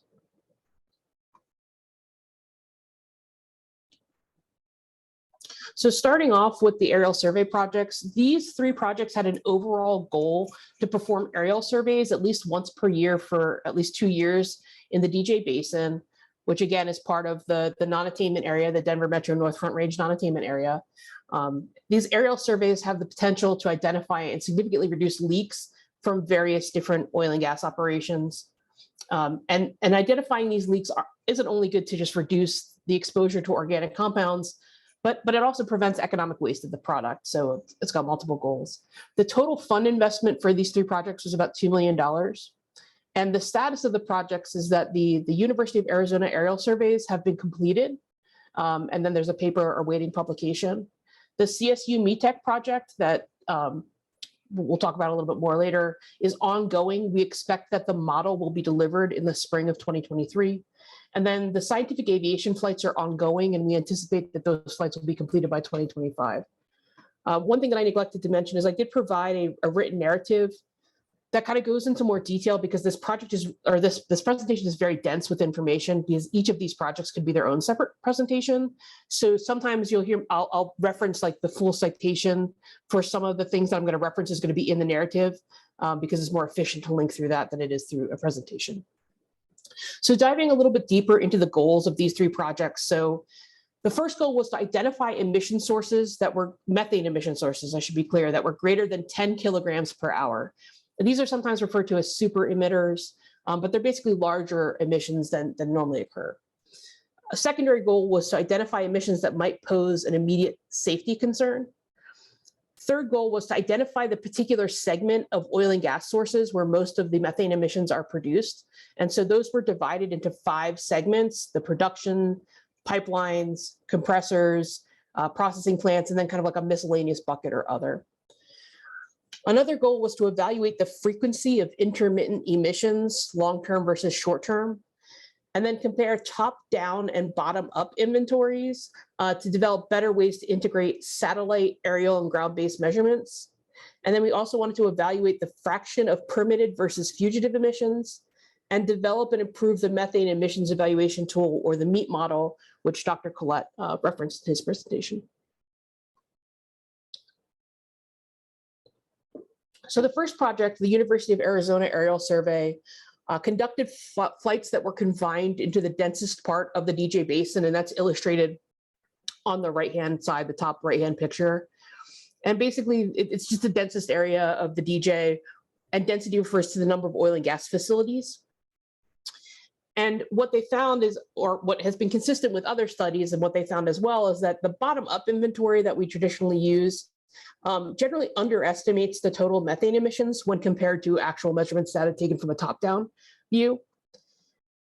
And the study also identified that the largest contributors of methane emissions, again, greater than 10 kilograms per hour, were oil and gas operations and agricultural operations, but the portion of the contributions varied from summer to fall. So in the summer, there was almost an equal amount of contributions between oil and gas operations and agriculture, which was 50% oil and gas and 44% agricultural. But then in the fall, the portion of oil and gas versus agriculture was 79% to 16%. And then the remaining sources were things like landfills and wastewater treatment facilities.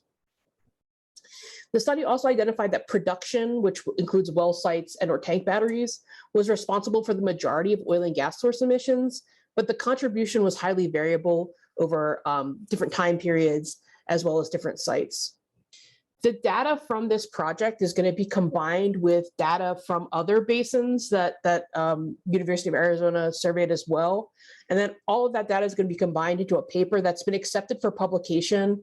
And it hasn't been published yet, so I don't have a link to provide you, but the name of the journal is in the narrative that I provided. In addition, the University of Arizona is going to do additional flights this fall in the Bmps Basin, and that's actually going to be funded by other sources, other grants, but the research will be provided to the division. So that just shows that the initial investment that was made by this fund is continuing to pay out even though no additional funds have been requested. So one of the really important goals of these surveys was to identify potential safety hazards, because as we know, methane isn't just a greenhouse gas, it also has some explosive properties. So we asked the researchers to notify us when they had multiple high readings of methane that were observed from either an unidentified source or near populated areas. And that's illustrated by this photo on the upper right. So you can see the methane plume, and it's not associated with any equipment or any particular site. You know, it's unclear what is causing this plume.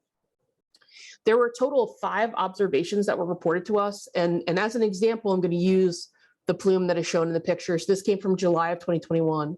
So they detected these emissions, these methane emissions that didn't have an obvious source.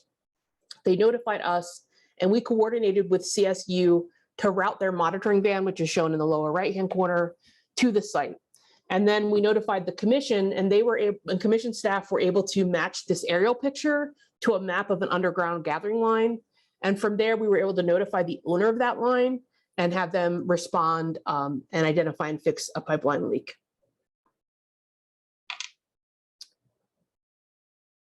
So moving on to the next project, it's the CSU METAC. So the purpose of this project was to develop and refine the methane emissions estimation tool, or the MEET model.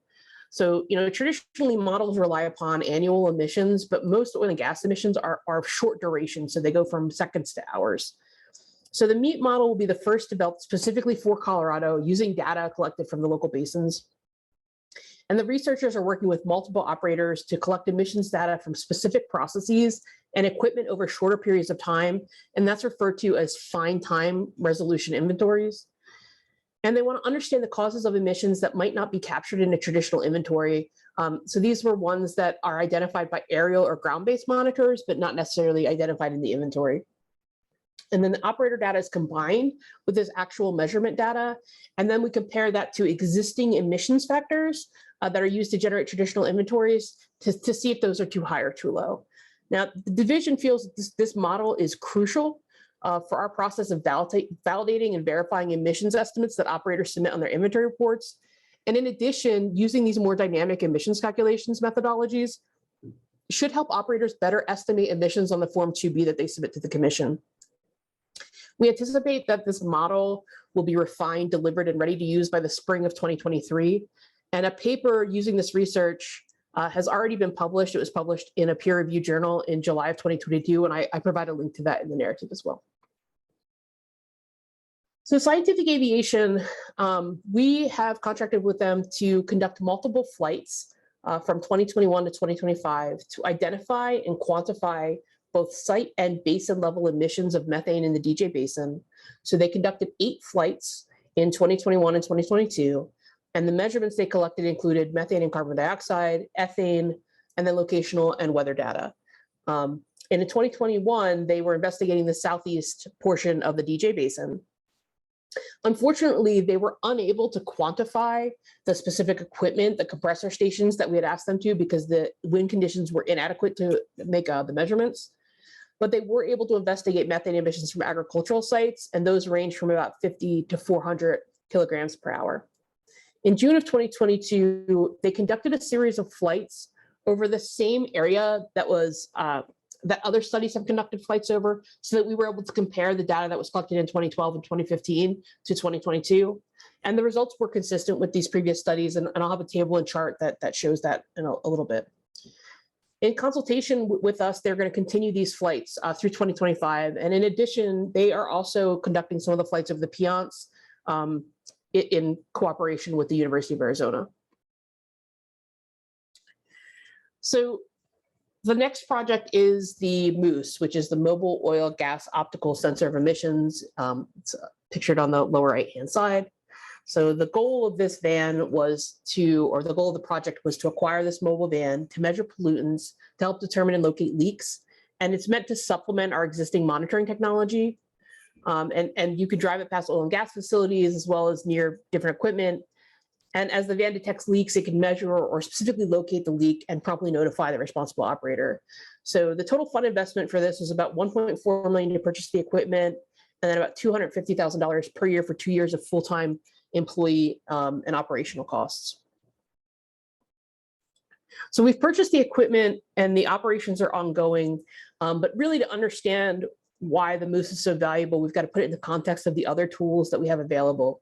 So, Dr. Collette mentioned the camel, which is a fantastic tool, but it has some drawbacks. One is that it's got to be stationary to collect measurements.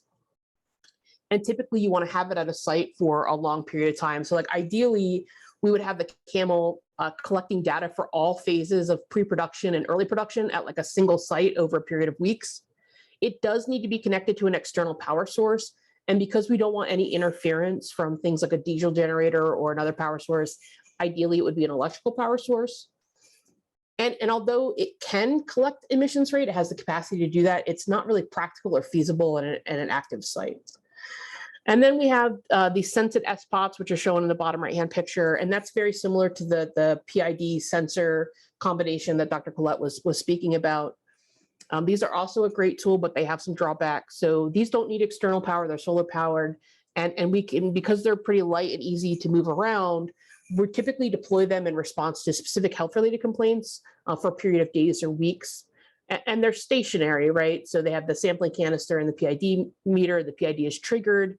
And then the sampler, the canister opens and collects the sample. So somebody physically has to go and collect that sampling canister and replace it with another one. And then there's a time gap because it takes a couple weeks to evaluate the data in that canister. So then what the Moose can do that these other two types of sensors can't do is it can collect measurements while in motion. You can deploy it over half a day or 1 day in response to complaints, or if we want to study a specific aspect of the drilling process or the oil and gas production process. It doesn't require any external power, and it can collect emissions rates as well as concentrations. We try to cite all of our monitoring tools with input from the commission, staff, and community members, local governments, things like that. And we try to identify those sites kind of well in advance. We first deployed the Moose in 2021. However, it's not been able to be used at its full potential because we had some staffing turnover, and you really do need specialized training to be able to use this equipment. However, we have hired and are training additional staff, and we've already started deploying the Moose this fall, and we hope that it'll be regularly deployed, at least once a week throughout the season. Now, it's also important to note that we don't currently use the Moose for enforcement actions. What we will do is use the Moose to identify locations where additional follow-up with the operator might be warranted. Or if, let's say an inspector sees something at a site with a flare camera, the flare cameras can't quantify an emissions leak, so we can send the Moose out to see, what constituents are in that emissions and what the quantity is.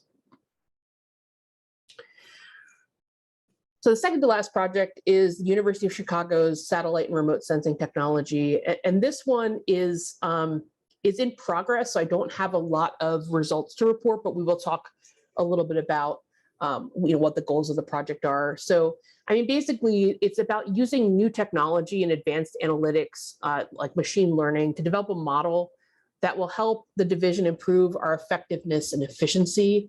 The basic problem is the same as, all regulators, which is, we don't have enough staff and enough time to respond to every single complaint and do our regular inspections that as we would like to do. So how can we prioritize various sites and various complaints to make sure that we are on site when something is happening, or that we're catching things that we should be catching.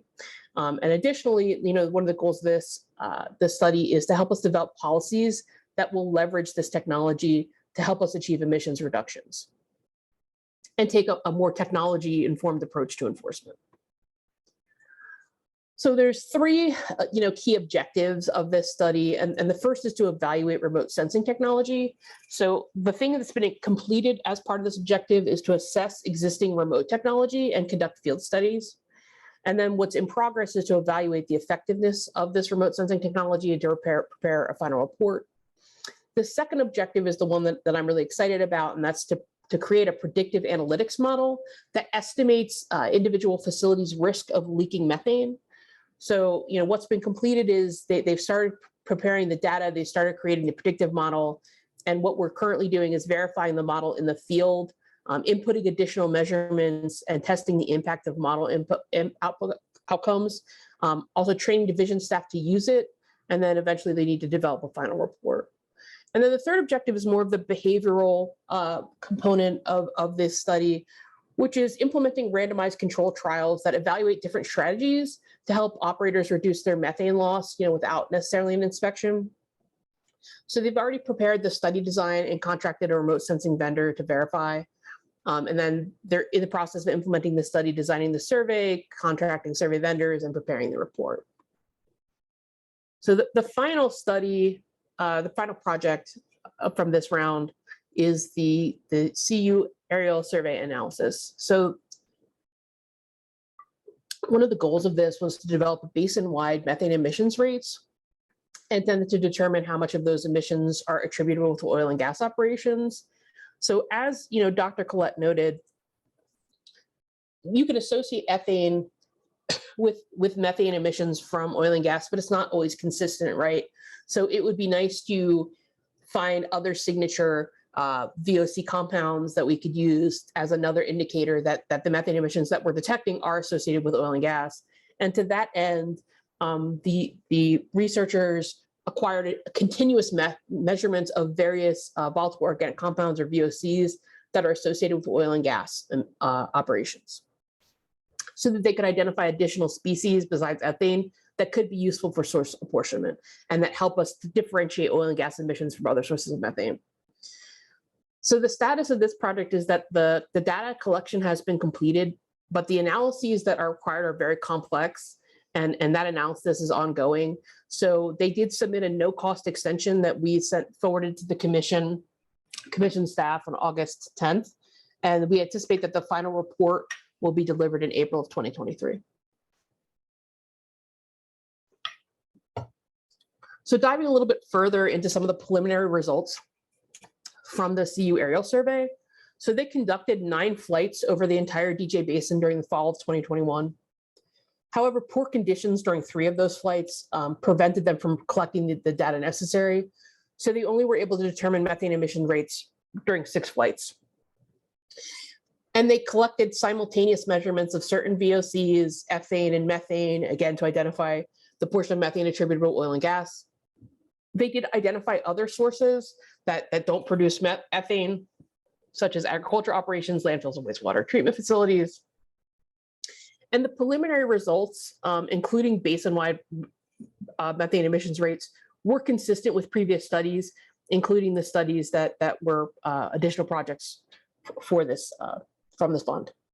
And the preliminary conclusion that they reached is actually really exciting, which is that methane emission rates have not changed over approximately 9 years, despite a 2-fold increase in natural gas production. And that's illustrated in this table here. So what I've done is taken all the different studies that have measured methane emissions, in the last 10 years. So the first column, you're going to see that the name of the study author, as well as the date when the data was collected.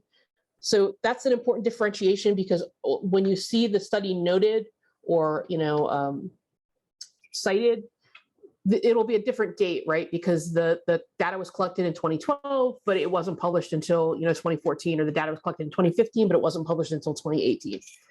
So the next column is the total methane measured over the basin in tons per hour. So it's 26 total, and then the plus or minus, the number after plus or minus is the error percentage. So it should be somewhere within that range. And then the third column is the amount of methane that was measured over the basin that's attributable to oil and gas. So, and then the fourth column is the percentage of the methane that's from oil and gas. So if we take that first one, it's 26 totally, or total over the basin, 19.3 of that is attributable to oil and gas, which comes out to be about 74% of the methane emissions during that time. And then the same information is shown here in a graph form. So what I've done is that the top of each bar is the top of the error rate. So the actual measurement is somewhere within these bars for each of these studies. You should note that everything after the University of Arizona study is preliminary data that was released to us, in the interim before the final study is published. And there should be an additional 4 measurements being produced by the CU aerial studies that will be able to be plugged in here later. But again, what you see is it's pretty consistent, even among all the studies, even from 2012. So finally, these are the proposed projects. So what we're looking at is asking for an aroma continuous BTEX analyzer for the camel. The estimated fund investment that we would need for this is about $190,000. So currently, the camel has equipment that has proprietary software on it that limits our measurement of VOCs at an hourly or a 1 hour time resolution. And that prevents us from continuously reporting pollutant concentrations. So the proposed analyzer will allow us a 10-minute time resolution for oil and gas associated volatile organic compounds, specifically, BTEX, benzene, toluene, ethylbenzene, and xylene. And it can provide with real-time data that can be streamed to a server at any time resolution. What we're proposing is to keep the current equipment and then add the aroma analyzer, and that will help us minimize the downtime of the camel and allow for measurements at various time resolutions. And then the second project that we're proposing is the LiDAR wind profiler system for the moose, and the estimated fund investment of that would be about $137,000. So currently, the moose is able to collect meteorological data using a portable 10-meter tower, and that can sometimes miss upper level winds that are crucial to developing good emissions estimates, especially when the release occurs from elevated equipment like a large tank or enclosed combustion device. So this proposed LiDAR wind profiler system would supplement the current tower, and it would allow wind speed and directions to be measured from 10 to at least 200 meters above the ground. So we would have the current portable meter going up to 10 meters, and then the second LiDAR wind profiler system going from 10 to 200 meters. And this would allow us to obtain upper air wind measurements to help us better quantify emissions rates from oil and gas sources that are being monitored by the van. So what they typically do is they drop off the towers at a specific location, and then they drive around the site, and then they're able to combine that data together to get an overall picture of what's happening at the site. So I know that was a lot of information. Like I said, each of these, could have been its own presentation. And I'm happy to delve deeper, or if there's a particular project that you're interested in, I can certainly look into, delving deeper into that particular topic, but I'm happy to answer any questions that you have about these projects. Thank you, Ms. Fury. I would agree that was a ton of information in a short period of time, and we probably could spend a day on each one of the topics. Having said that, I'm looking around to see if folks have questions. Commissioner Messner. Thank you, Mr. Chair. And thank you, Ms. Bartlett and Ms. Fury for the presentation, and welcome aboard, Ms. Fury. Super good information. Way too dense for one presentation. To be honest, we do actually need presentations on each of those individually because they, I just have a ton of questions for each of those. I need to understand, where it's at for each of those, and understanding that a lot of these are interim updates, right? So this isn't the final information that we're going to be compiling, but some of the final information is a ways out on some of these, and so some of these interim updates are going to be important for helping us make decisions. And the Martinez Irwin Fund does, just to poke a little bit, it does specify that it needs to aid the Cogcc in its mission to protect public health, safety, welfare, the environment, wildlife resources, not just state agencies in general. And so I do have to look at these and evaluate them, under that guideline. And so I guess I'm kind of wondering how much to ask on these specific things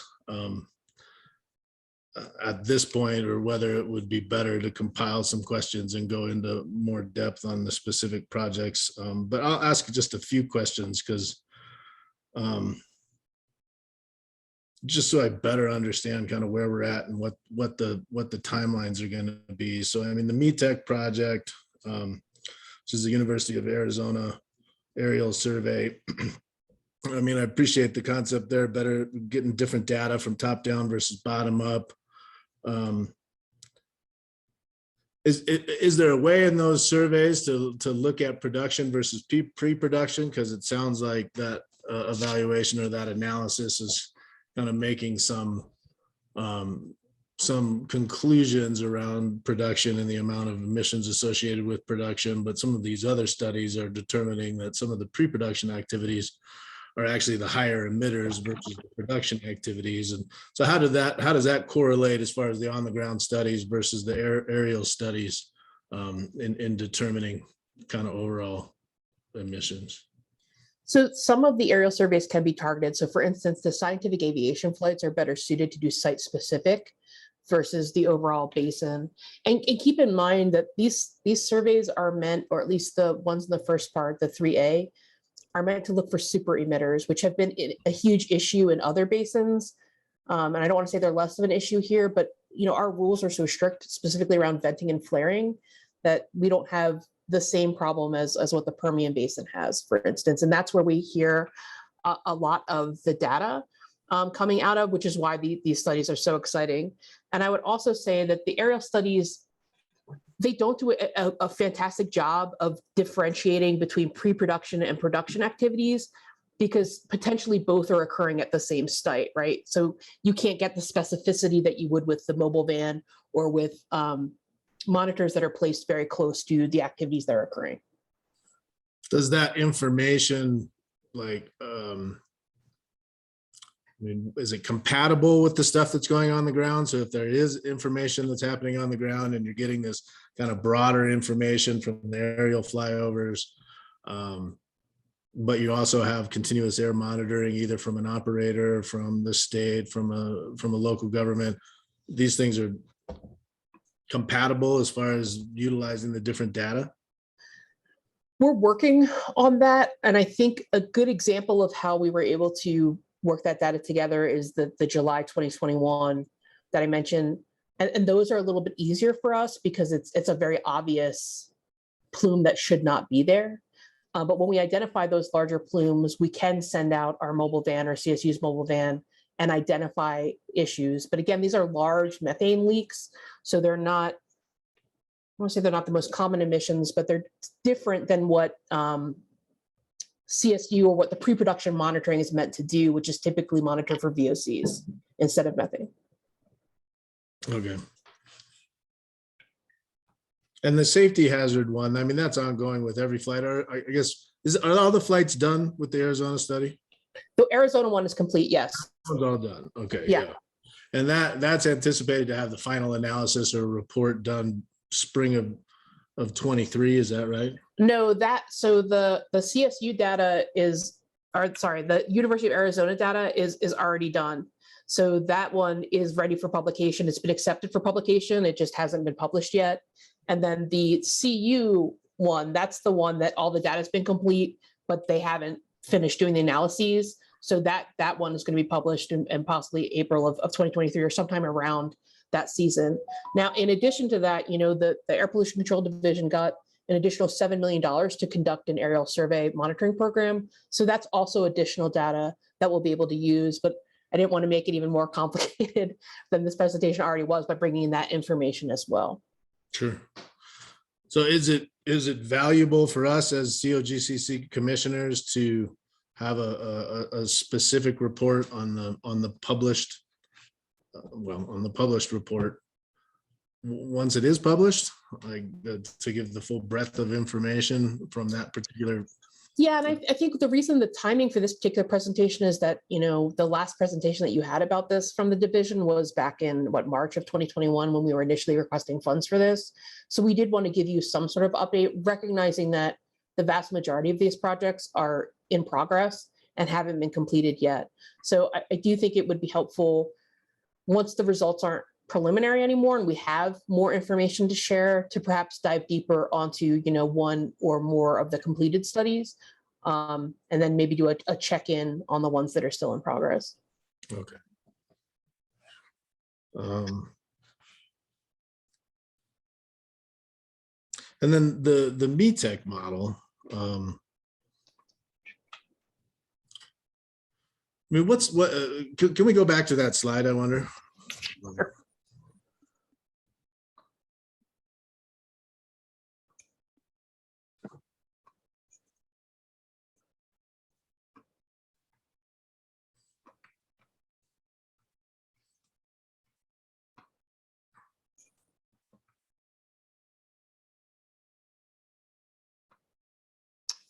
Sorry, let me get there. That's okay.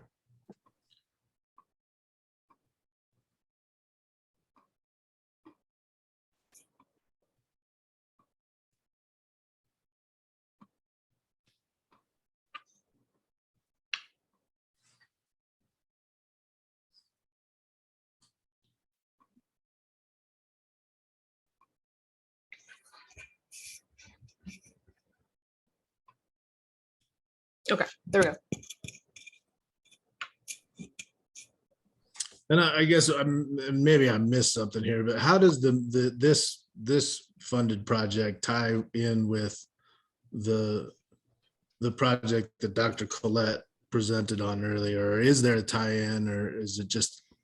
There is. So the tracer model that he's talking about that they're working with the University of Texas on is going to basically be an extension of this. So this model is particular to methane. So one of the issues with methane and methane emissions inventories is that, methane is a relatively new air pollutant to measure. So for instance, if you look into a lot of like the emissions factors that they base different tanks on and that are associated with certain kinds of equipment that were developed in like the 50s and 60s, methane wasn't viewed as, it'll say all VOCs except for methane or except for CO2, because it wasn't seen as a dangerous pollutant outside of its explosivity limit, right? So it doesn't have the range of research and the range of best practices that, for instance, benzene has, or toluene, or something that's been recognized as a dangerous air pollutant for a long time. So a lot of these emissions factors that they're relying upon, or the industry relies upon to create their inventories or to say what their cumulative impacts are, aren't necessarily the best. So what we're trying to do is develop a better inventory. And one of the criticisms that we often face when it comes to methane is that the amount that's measured in the ambient air doesn't match the amount that should be there based off the inventories that have been submitted. So how can we bring those two numbers together? How can we develop a better model so that we're not just basing it off emissions after the equipment has been put into use, but beforehand, when we're collecting the inventories, when we're looking at what the cumulative impacts of each particular equipment is going to be. And then as far as the benefit to the COGCC ultimately on this, it may inform best management practices or expected technologies for either existing or new operations moving forward? Yes, and then the tracer model will further complement that by providing a similar thing for additional VOCs, right? So those two combined together should help us provide a more accurate upfront estimations to what emissions this equipment is actually putting out. Okay. Oh, and then just a general question. I mean, it looks like on a couple of the flights, there was weather conditions that didn't allow certain data to be collected. But they're not going to redo those flights? We're just going to go off of less flights, or can't they? I mean, wouldn't that be an anticipated, like if the weather's not there, don't fly that day? Or So measuring emissions rate is particularly difficult. So when you think about like what we're measuring when we measure concentration is like we're taking a piece of ambient air and we're putting a box around it and we're saying how many of the particular pollutant do we want is in that box. We just count it, right? That's not still complicated, but it's relatively simple to do. When you're measuring emissions rate, you're taking that same box, but you're cutting each end off of that box, and then you're trying to count how many particles are flowing through that box. So when you're flying through the air and then you have your measurements, it's very, very difficult. You have to get the winds exactly right. And sometimes you can look at the meteorological conditions and it looks like it's going to be an appropriate time to collect that data. And then you come back down and you see that the microclimate has affected it. And instead of it going one way, it's going the other way. And that really does affect the measurements. And so with scientific aviation, we're able to send them back up, at will. But with the research is just a little bit more difficult. okay, that's fair. Yeah, I didn't realize they actually collected it. And then when it got down, they realized it wasn't a good collection. So they went through the whole flight. Yes, exactly. Yeah, it wasn't like they saw that the meteorological conditions were bad, then they just decided not to go. Right.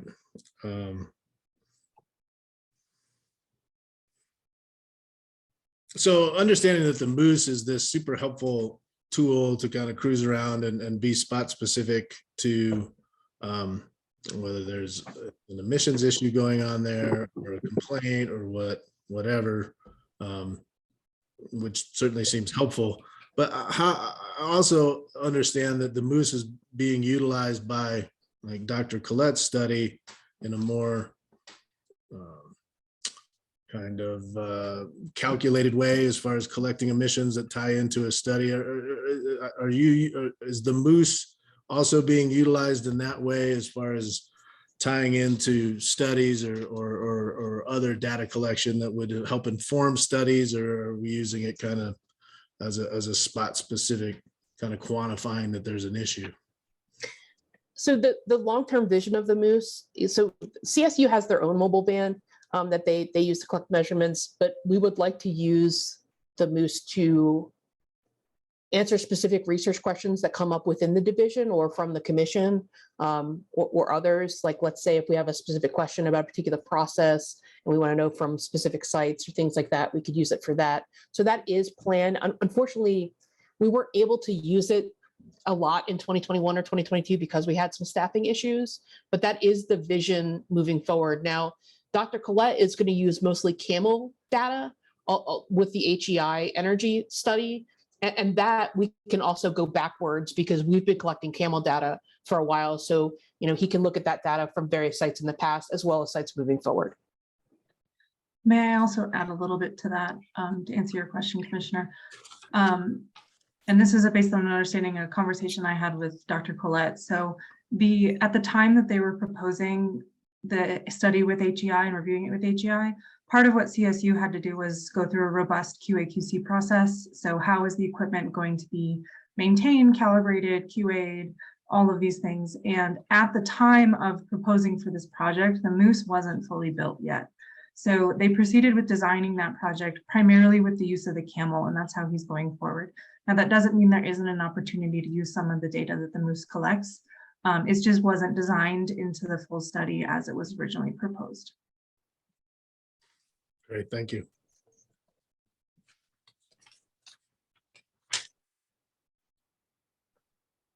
I've got some notes here that I don't fully understand what I wrote down, so I'll leave it there for right now. So, and I'll just add, any other commissioners, if you have questions for Kate's projects as well, any of the CDPHE funded projects, I also have a presentation that'll work on some of the 4 buckets and some of the larger plans for additional projects. So I just want you to know that that's coming. So definitely want to keep the questions going, but know that I have a little bit more coming as well.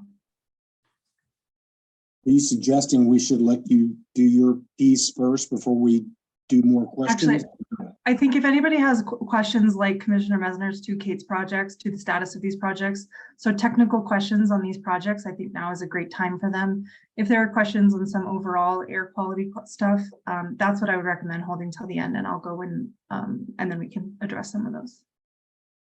Okay. Further questions for Kate, Commissioner Mcgowan? Thank you, Mr. Chair, and thank you, Ms. Fury, for the presentation. I agree with Mr. Mesner.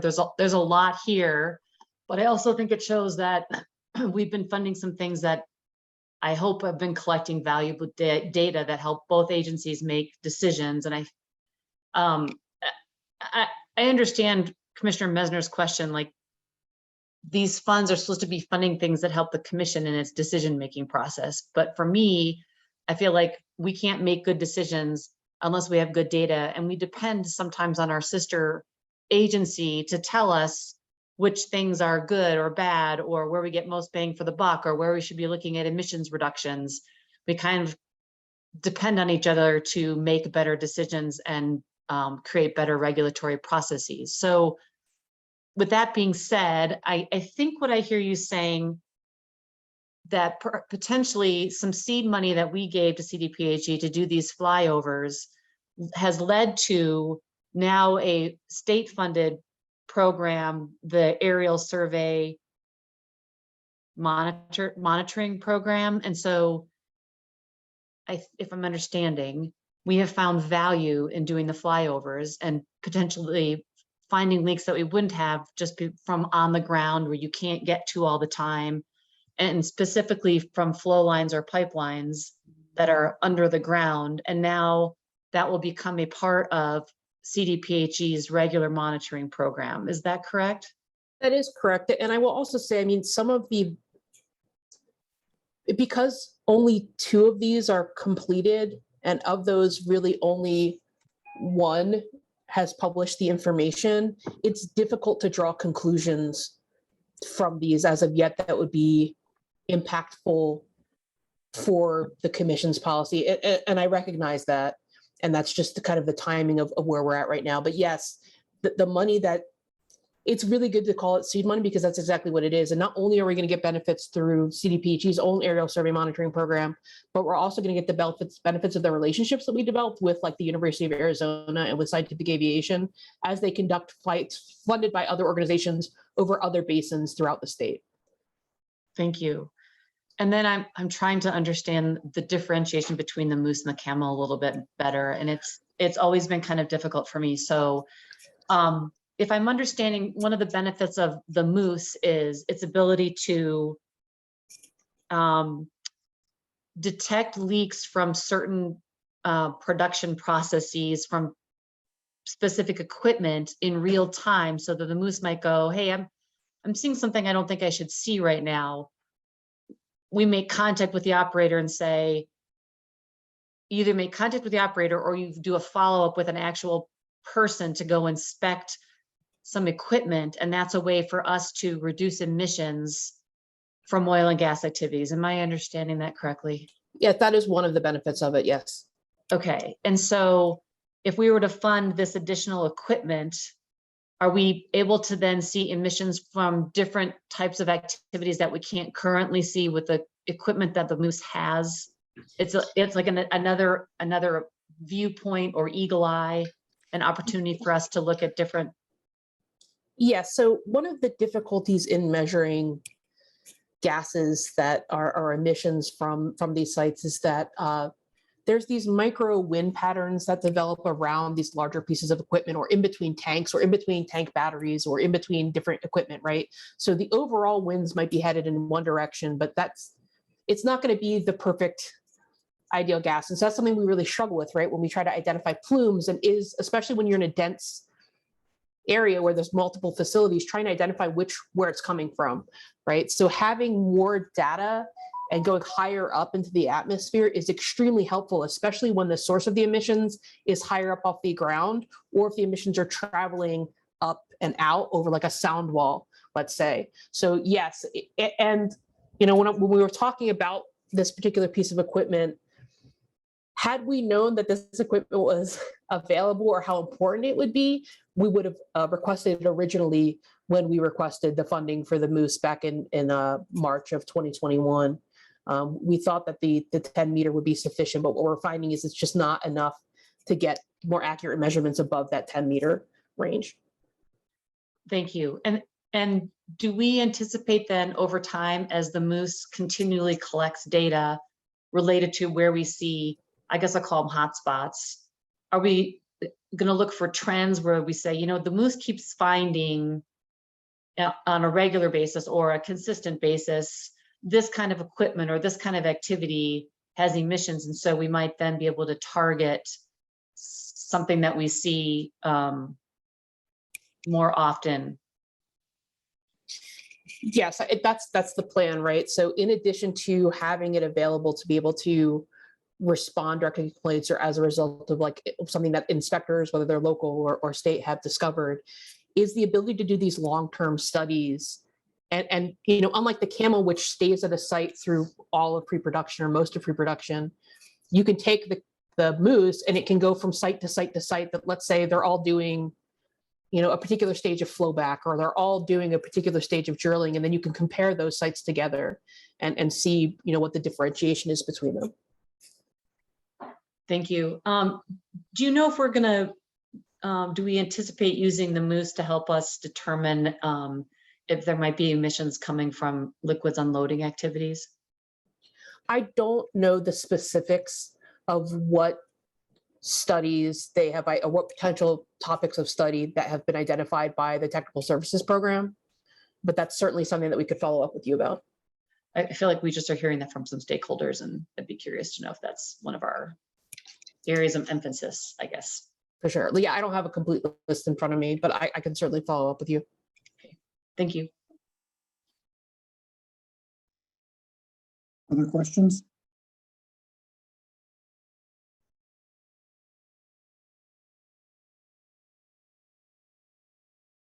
All right, I'm not seeing further questions. Ms. Bartlett, what is the estimated time frame for your proposal, noting that it's the noon hour? Yeah, the presentation itself about 15 minutes. Questions TBD. Yeah.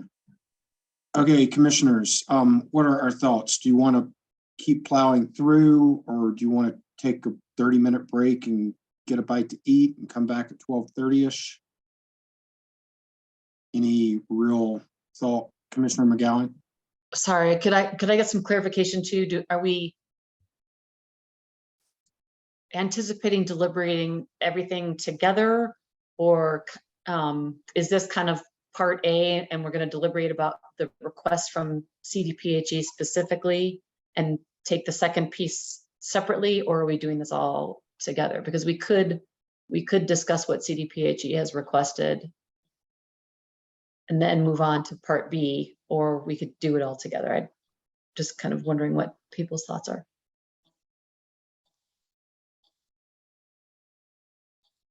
I don't know that there is a right answer there. Commissioner Messner, are you unmuted? Well, I think we can do it both ways, right? It may be easier just to do it all at once, but if it's like fresh in people's minds on this, but it may be important to hear Ms. Bartlett's presentation before we start to deliberate on the package. So if that's the case, and seeing that this is likely going to take longer than, say, 30 minutes, let's take a break. Let's come back at 12:35 and we'll take up Ms. Bartlett first, and then we'll move into whatever next steps the commission thinks is appropriate.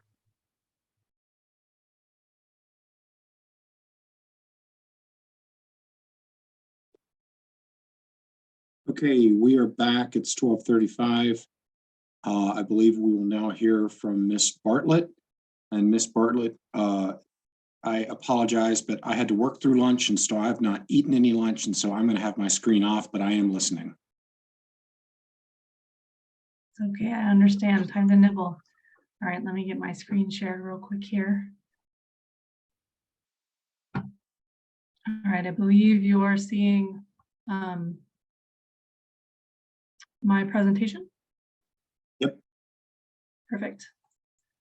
So thank you again for your time and attention today. Kate did the best she could to get you a whole lot of data on what we have been doing since the little over a year that you have heard an update. So the other, I will go through the additional air quality items supported by the Mark Martinez and Joey Irwin Memorial Public Projects Fund, primarily with what we have called the 4 buckets. So last time I was here in front of you discussing it was to propose my assistance to come help the state with these 4 buckets. So I will start with a review of what that is for the commissioners who are new and anybody listening on the line, and kind of tell a story. And I will journey a little bit to one of our projects and circle back up to with what we plan to do with these buckets. So as a review, over the past several years, there's been lots of new initiatives related to air quality spanning various Colorado agencies. And historically, the COGCC has had some role, but not as much as they have had in recent years. So within the past few years, the COGCC's role has been expanded to include impacts of things such as the greenhouse gas pollution reduction roadmap, cumulative impacts, public health, and ozone attainment. And I will go into these a little further. But the idea is these are 4 ways to categorize a lot of the issues that you might be in front of the COGCC. I believe these buckets, we can thank Commissioner Mcgowan for her coining of the term, the 4 buckets. So there's lots of intricate things involved in these, but the idea was when we have these issues, how does the Cogcc properly engage? So a little bit more on these buckets. The greenhouse gas pollution reduction roadmap includes, it's a color-specific roadmap published to meet climate change targets for 2025, 2030, and 2050. And oil and gas is a part of that roadmap. The initial roadmap did include multiple agency actions, including the Cogcc mission change rulemaking and the financial assurance you have this year. So how can then the Cogcc continue to support other initiatives to reduce emission reductions as it relates to oil and gas? The second bucket, cumulative impacts. This is the Cogcc Rule 904, and it's how do we look at things on a holistic level. So where air quality comes into this is there's a lot of coordination with and information from various Colorado agencies, primarily the Air Pollution Control Division of the CDPHE. So there's a lot of information that they have coming into this report and how we look at cumulative impacts. The third bucket is public health. While this one can be so broad, what we're looking at when referencing these air quality buckets is air monitoring data and various air data, air programs. So how is this data used? How is it shared? How is it stored? What opportunities do we have to continue to advance our understanding of air quality emissions, either by this data or what can we learn from the data itself? And the last one, ozone attainment. So oil and gas, as we know, plays a large part in Colorado's oil and gas ozone attainment plans. The CDPHE has undergone several rulemakings related to oil and gas emission reductions. And as we look at further plans to achieve attainment, in what ways might the Cogcc play a role? So that's a brief overview of the 4 buckets. What I was engaged to do was high level, how can we help the Cogcc understand impact, engagement, and strategy of these buckets? So essentially, my first scope was to come in and just start digging around, asking around, seeing where some needs existed within the Cogcc and with the CDPHE. There's a lot of things that we've discovered with overlapping processes. There's lots of priorities that agencies have that can either be quite complementary or sometimes not quite in alignment. So how can we continue to work towards this? And then to support other air quality needs as directed by the director. So one of the things I had mentioned was that this work may result in subsequent requests to you, the commission, for funding to support additional projects. I will get into more of what that comes, but we walked into this project understanding this is what we would be looking at. How can we start to look at these? And then how can I then come back to you to share more of here's what we've learned and here's how we plan to continue to narrow in on some of these buckets. So what have I completed to date? So, it started this project with the jumping right in to help the Cogcc staff publish the first cumulative impacts report. This role was really helping the staff get their directives and their intended message across the finish line. It was to support and supplement staff resources to make sure that this worked. Next, started looking a lot of air quality monitoring. So when it comes to air quality monitoring, the programs, this commission, the Cogcc has a set of trailers. There's also numerous programs, as you started to allude to with a lot of what Kate shared with the CDPHE. So how can we continue to collaborate? There is some good collaboration on the Reg 7 air quality monitoring program between the agencies already on reviewing and approving air quality monitoring plans. So how can we continue to refine some of those efforts? As I've been looking at some of that, it's been with the eye for, are there things that I can assist the staff with to put into place so that the ultimately can be handed to long-term commission staff? So speaking with, for example, with Greg Duranlo on what are some of the needs that might be indicative of his team, in what ways can I help get those started so that they can sit in the agency long-term? Supplemented the Cogcc's representation on various air quality matters. So, for example, the Air Quality Enterprise had some discussions around air quality monitoring data, which is something I mentioned that we were also looking at here. So engaging with Sean Hackett, who's over at the Air Quality Enterprise now, or facilitating that enterprise now, on how can we continue to work together and not contradict kind of what's going on. Also been working a little bit as an example with Commissioner Mcgowan, understanding air quality pit emissions and the collaboration with the CDPHE there in anticipation for that pit emissions group, which she mentioned will be starting next month. And, you know, where I think a lot of traction has come is working with Kate. So a lot of collaboration with the APCD. I've had a long history working with people there, but really now with Kate being on board as the new air quality oil and gas liaison, how can we get a lot of these initiatives up and running? And the last thing is the development of this air quality emissions evaluation program, which I will go into more detail in the next couple of slides.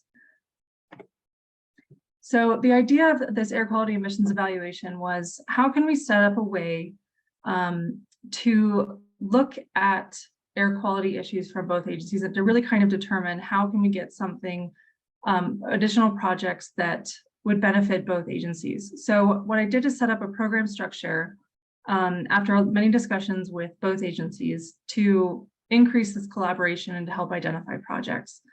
So the overall purpose is to identify projects, and again, funded via the Martinez Irwin Fund or additional funding mechanisms, but identify projects to understand emissions from oil and gas sources, to continue to develop our understanding.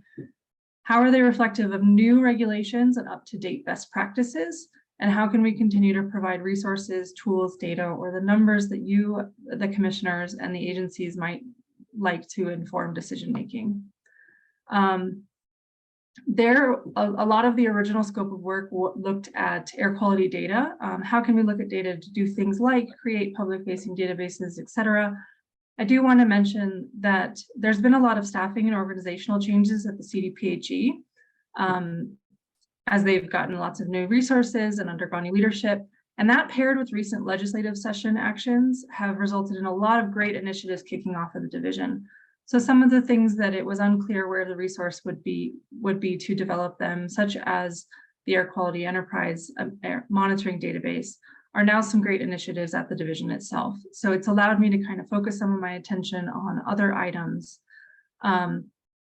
such as, you know, how can we answer some of these larger questions that you, the commissioners, as well as the COGCC staff and the CDPHE have. So one of the things right before I go to what the program structure looks like is we heard from Dr. Collette this morning on a lot of great work he's doing to essentially meet this purpose as to how can we continue to understand oil and gas sources. So what I'll be looking at a lot with this is understanding that there are initiatives like that one that Dr. Collette shared with you this morning. How can we continue to find opportunities that are, you know, in between now and then? So if we consider that the long term, how can I find some mid and some short term opportunities to continue to advance our understanding, to continue to you know, utilize and learn from this data while we wait for some of those really great work to finish? Also, are there opportunities to supplement or, you know, pair well with a lot of the work that he is doing to, again, how can we continue to advance this understanding? So a lot of your questions of him this morning are very tough and complex issues and not ones that I'm sure that he, you know, his study is necessarily designed for. And I'm not going to sit here and say that there's any magical project or key that will help us with the thing to fill in all of those gaps. But the idea is, how can we continue to make progress? So through the program, I'll review briefly the program structure. And what I'm going to do is I'm going to walk this diagram on the right from the bottom up. So the idea of a program is understanding that there might be a series of projects that can help us with a lot of these initiatives. So it's not necessarily one, like I said, there's no magic bullet. There's not one key thing that can help magically answer all of our questions. And if there is a long-term one, it has many, many steps. So how can we manage multiple projects, but understand that they're related and understand that they will build upon each other? So a program, again, I'm calling this a program with the idea that it has many projects. Key to this program is then the steering committee. So if you go a level up on the left, so the steering committee is made up of representatives from the agencies. So to represent the agencies themselves and will help guide this program from a strategic and a high level. So this is where we look for the agencies on, are we hitting the right types of questions? Is the scope of work, or are these projects that we're considering going to meet our intent and really provide that value, like I said? Central to this is the program lead. That is what the role you will see me play. So this is ideally on a lot of high-level project management. How are these projects all running together? How can we streamline some of the communication between the agencies and from the project manager? And then understanding and managing the project interdependencies and anything that might come in preparation for these projects or after these projects within each agency. I'm going to jump to the top before I hit to the right, but key to all of this is the support of our program sponsors. So this is the leadership of each agency, and ultimately everything we're doing is under their approval and direction, knowing that they're the ones, with accountable for the results of this project. I will notice that I have on the right also a technical advisory expert. So this is understanding that there are people such as Dr. Collette who can provide a lot of value to what we do and how we do it. So it's a mechanism that we can tap into some of those individuals, him as well as many others, who can help advise, guide, influence kind of what we do with some of this work and review what we're doing going forward. So worked with both agencies to get buy-in and to set up and stand up this program with our first project in mind. So that's what I'm bringing with you today is our first project. So as a first step, what the groups and the agencies decided to do is look at some of the data that we have to date. So there's a lot of data with Regulation Number 7's air monitoring program. This program, as a reminder, was started in May of 2021. Operators are required to conduct baseline, pre-production, and production monitoring and submit regular reports to the division. So as of August 1st of this year, the APCD has received 169 monitoring plans and 675 of these monthly reports. A lot of the monthly reports, a lot of this is in spreadsheets, but there is some supporting information that is in PDFs, et cetera. This program was designed and the original regulation was designed to be flexible to allow for us to continue to understand what not only technology looks like, but what is the right data, what is the informative data, et cetera. So unfortunately, one of the results of that is we do have some of this in various formats. There are some requirements in the regulation about the types of data or things that are in there, but there's no necessarily uniform requirement for how it's reported. So the idea is, how can we combine all of this information into one? How can we learn from this aggregated data set? So what we did is we pulled together some processes, procedures, some ideas, and some goals, with some discussions with CDPHE folks under the direction of the steering committee. And we took this and we reviewed. We spoke with several universities, vendors, folks that we thought could accomplish this work. And then again, under the steering committee, narrowed it down and selected a final vendor. So again, what we have as a summary is the project goals, 4 essential project goals. Compile the Reg 7 documents submitted to date into this consolidated data set. So this is the variety of spreadsheets as well as the PDFs. Create the systems and processes to support a more streamlined receipt of information from the operators to the agency and analysis of the data set going forward. So what we're looking for in this item is, what are some recommendations or some things that we can think about, for example, in a streamlined report format, so that this is easier for the division to manage on an ongoing basis. Once we then have all of that information, how can we create a report? Again, we're working with the division staff on some key questions to answer questions of the aggregated data set. Now, there's a few ways to look at this information. What we are trying to say is, what questions can we ask when we have the data set as a whole? And again, like I mentioned, the supporting information to determine how to improve this program going forward. So after review and approval with the steering committee, we have worked with Ajax Analytics to develop the scope of work before you. The project cost is just under $650,000. There is a lot of information here to process, but we are hopeful that it will lead to some absolute streamlining and value in future reports as well. Deliverables, as you'll see, is the consolidated data set, the supporting documentation that went into how was that built, how are we looking at the data, the report analyzing the data set and those recommendations. I will come back to this, but we're at the very end if you guys have questions, but I am going to move back. So out of the air quality program came, the emissions program came this first project. So the other project in front of you today is basically a continuation of the support that I've been providing on these 4 buckets. So what does that include?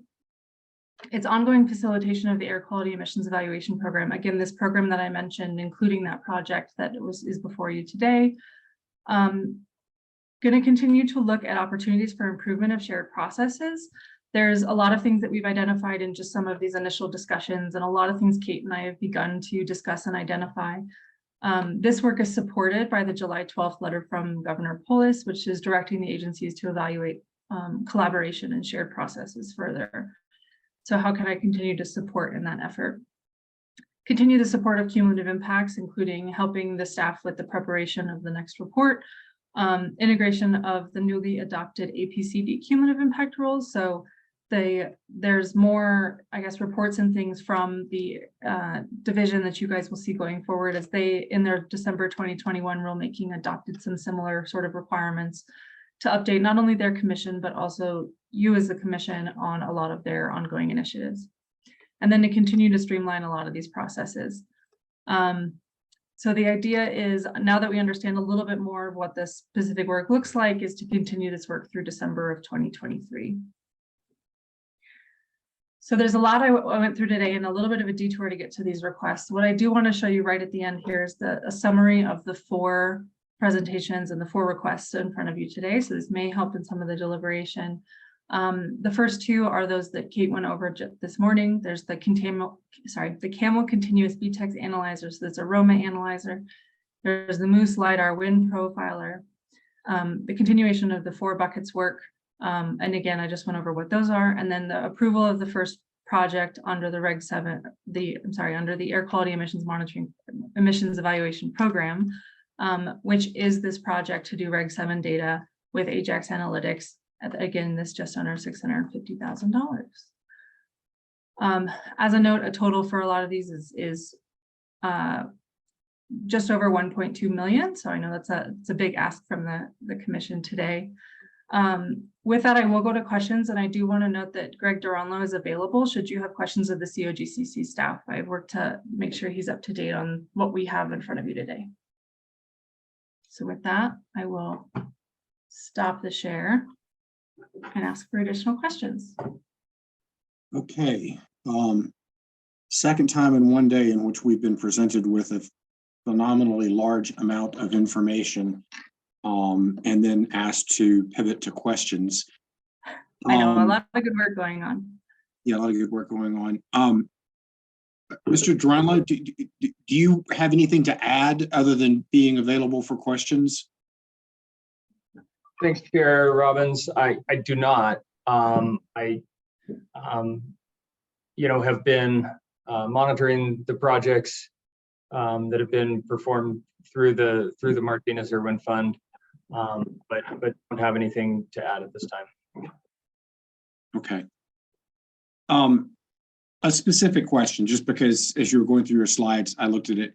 Under the Ajax Reg 7 proposal, there's this unquantified last element that CDPHE gets to ask some questions.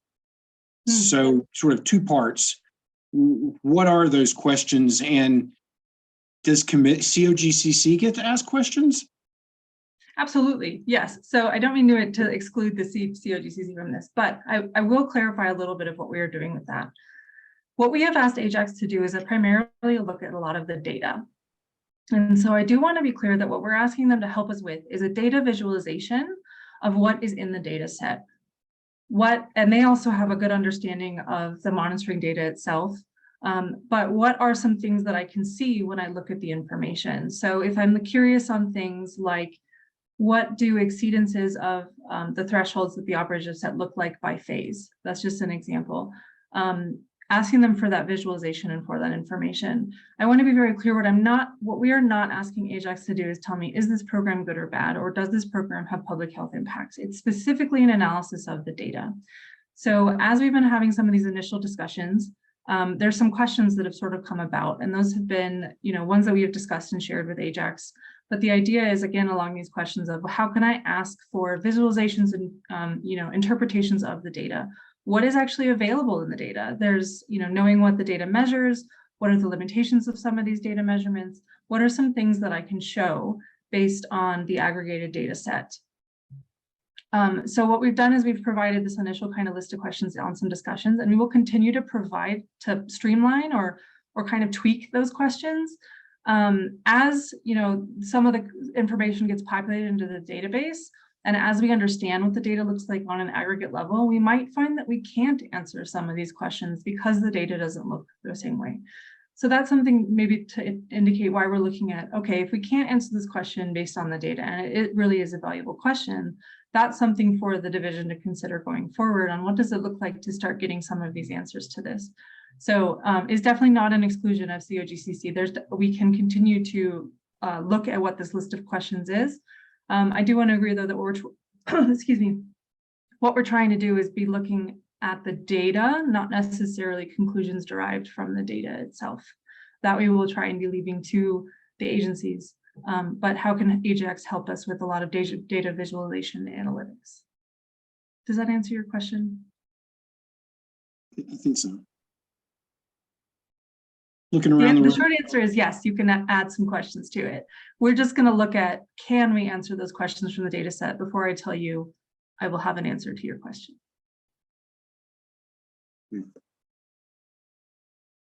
Others with questions? Commissioner Ackerman? Thank you, Mr. Chair. I appreciate that. And as a new commissioner, I'm playing a little catch up on these, so I appreciate the materials that have been provided today and those which were provided prior to the hearing. It would be really helpful for me to get staff's take on these proposed projects. I'm not exactly clear on staff's role in helping propose or refine these project proposals for consideration by the commission. And so I wonder, maybe this is a question for Mr. Duran, though. Is staff generally supportive? Are they generally okay? Do they think all of them have value, some of them and not others? I'd really be interested to get a take from staff, if that would be appropriate, Mr. Duran, though. Sure, I'm happy to answer that question. And Chair Robbins, maybe that's what you were kind of asking me or hinting me to get at earlier as well. So, we have seen sort of a variety of projects undertaken so far through the fund, some of which are still in progress, and we won't really see results for still years ahead. I think the value of those projects to the COGCC's ability to protect public health, safety, welfare, and environment is evolving, but I think it's also been demonstrated. We've obviously been working with CDPHE, the division, on projects where the CAMEL has monitored sites, and we've worked together to sort of evaluate and discuss and present the data collected by the CAMEL. We've seen times when the CAMEL was unavailable due to the downtime of the GC equipment in there, gas chromatograph equipment in there. And so, the proposal to enhance the capabilities of the CAMEL, I think, is super valuable. That really does advance our ability to improve the precision of the detected measurements, and generally help us better understand the emissions from an oil and gas operation that's monitoring. Similarly with the Moose, I've gotten to see that piece of equipment out in the field, driving around on the roads in the DJ Basin, collecting measurements, and so that the ability to again enhance the instrumentation so that we're getting better, more usable data, I think is absolutely strong. We've been working with CDPHE as we rolled out air monitoring programs as a requirement of Form 2As, back in just sort of 2019 era, and trying to come up with a way to collect shareable and comparable data. And then when CDPHE adopted their changes to Reg 7 that required that air monitoring for all sites, I think that's where it became, really clear to us that the variety of formats that the data was coming in was going to take a really big effort to collect, aggregate, compare, and then make, some suggestions for what we should be looking at going forward.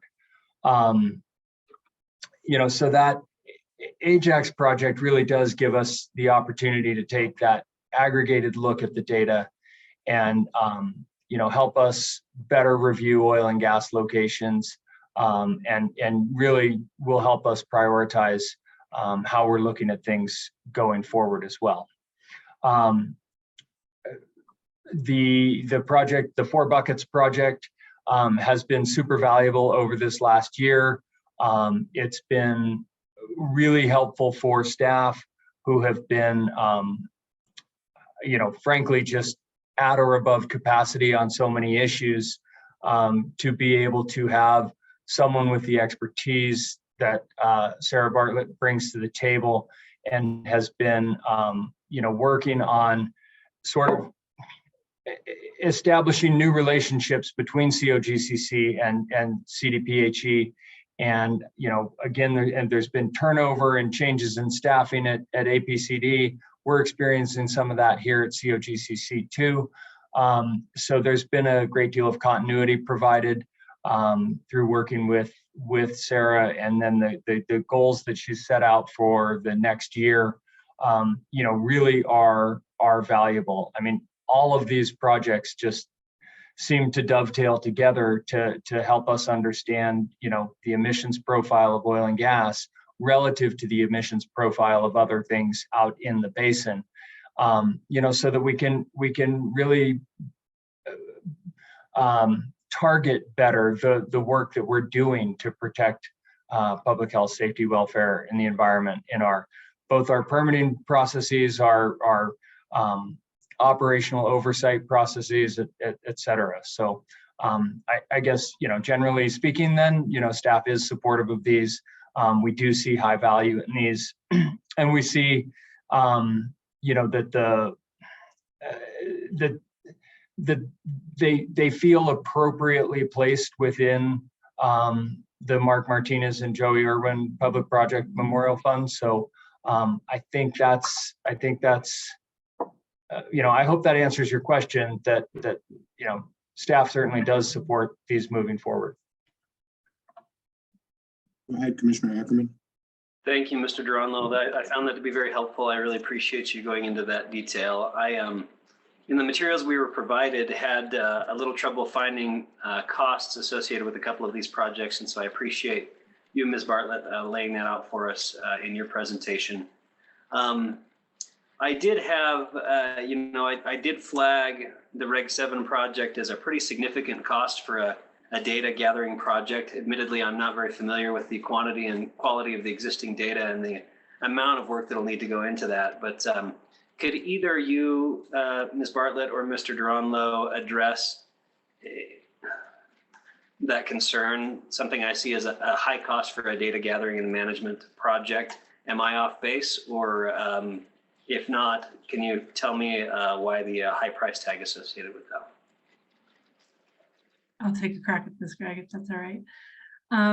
Yeah, so one of the things I did mention that there are 675 reports submitted to date, and each of those reports has at least 700, if not thousands, of rows.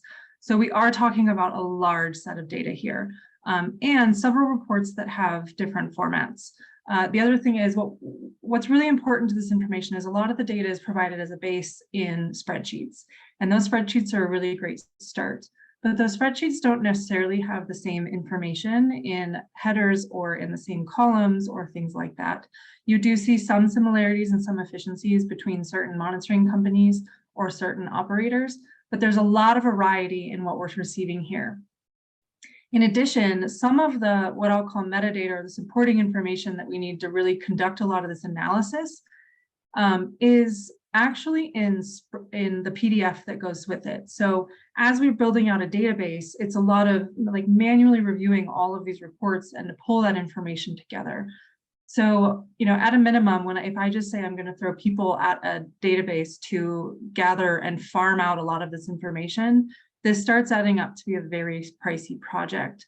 A few of the other things we have, you know, that we really kind of drew us to some of Ajax is their ability to help with some of this long-term stuff that we're looking at. So how can we set up a database structure? How can we you know, have the SOPs and the processes to receive and you know, the common formats going forward in an interim, as well as what are some good recommendations and how will these fit in with this in the, you know, after we implement some recommendations, for example, maybe to a revised format to help us maintain things in the longer term. So it's not just a matter of I'm going to put all this information together and put it in a database. We're spending that time and that money right now to improve what we have going forward. So to improve the reports that are submitted after Ajax kind of does this work, and then after we get implementation done, to really improve that process. So it's the idea is we spend the money now to save it later. I hope that helped. I'm happy to dive into additional questions if that didn't. Follow up, Commissioner Ackerman. Thanks. Yeah, if I may just follow up really quick. Thank you, Ms. Bartlett. I appreciate that. Again, probably still have some concerns with the price tag associated with that one, not the proposal itself and the result. And so my final question on that one would be, I didn't see an estimated time frame of completion on that one. I may have missed it, but do you have any idea of the time frame intended for completion of that project? Yep. So the work, you know, as we looked at that project, 32 weeks from the time that we can begin it. And then there might be a little bit of wiggle room in there for holidays or things like that. So I do expect about 9 months.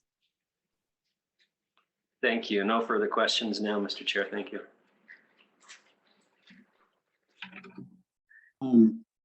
Quick question.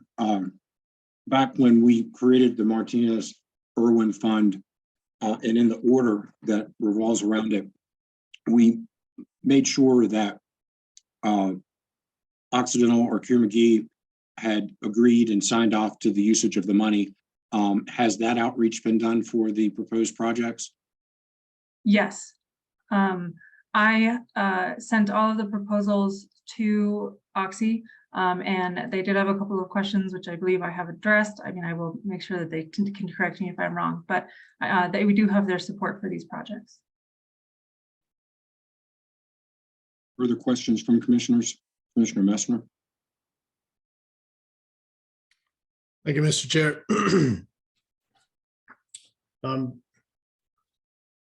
Just a kind of I guess a philosophical question here.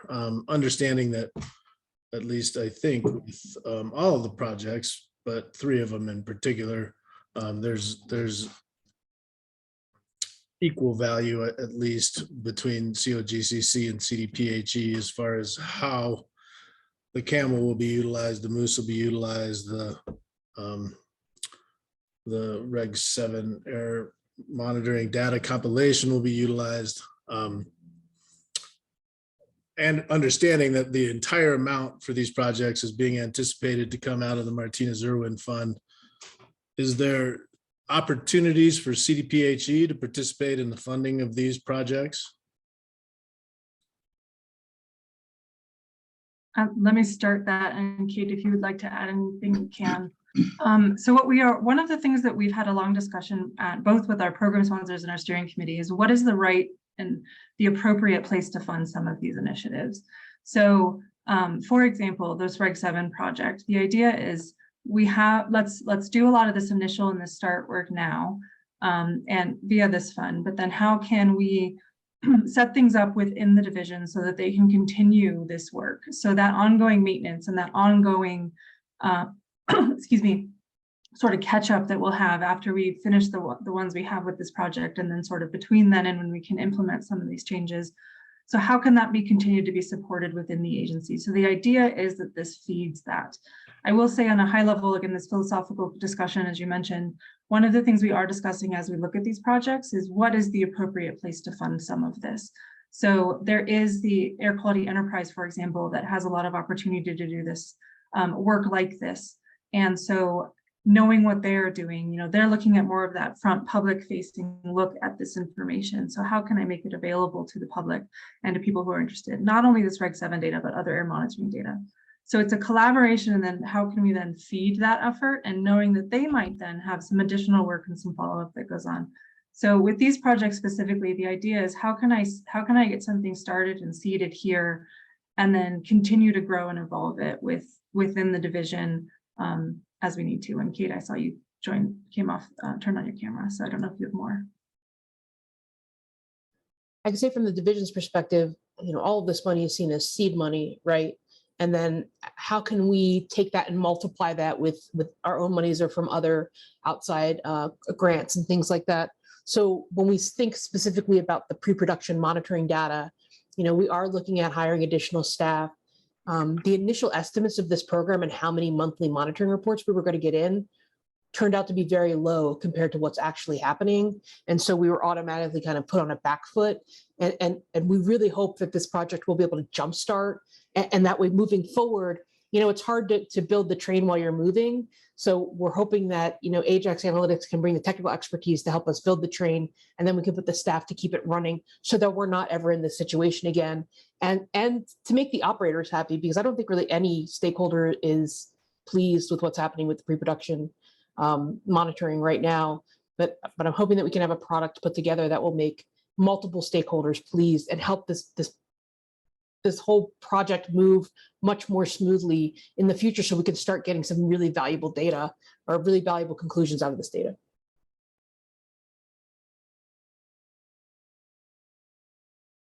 Thank you. And if I might, Commissioner Ackerman, I just did a really quick myself back of the envelope calculation to help. I know I've done this before, but we did talk about, we have 675 reports and 169 monitoring plans, all of which will contribute to this. So if I estimate just for somebody to manually look at that information, put it in spreadsheets, make sure it's reviewed, 3 hours per document at $150 an hour, I'm at $380,000. So if that's just an example of how this type of project can begin to add up really quick. And again, that's just my back of the envelope example to help maybe inform your question. That's helpful. Thank you. Mm-hmm.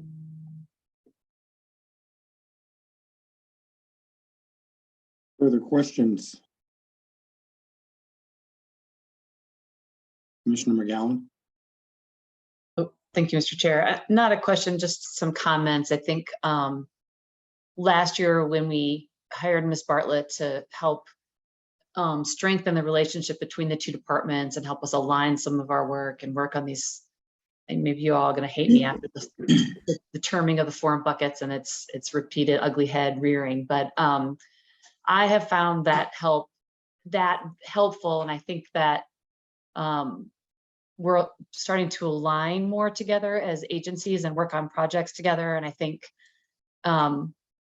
anything that we do and do better is results in better data for us to use and look at and make decisions around an industry that both of us regulate. And so I'm appreciative of the work that's been done and the thought that's been put into these requests moving forward.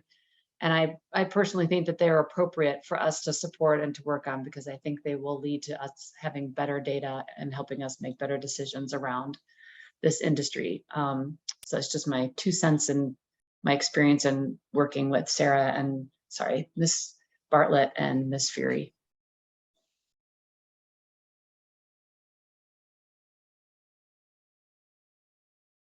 Further questions?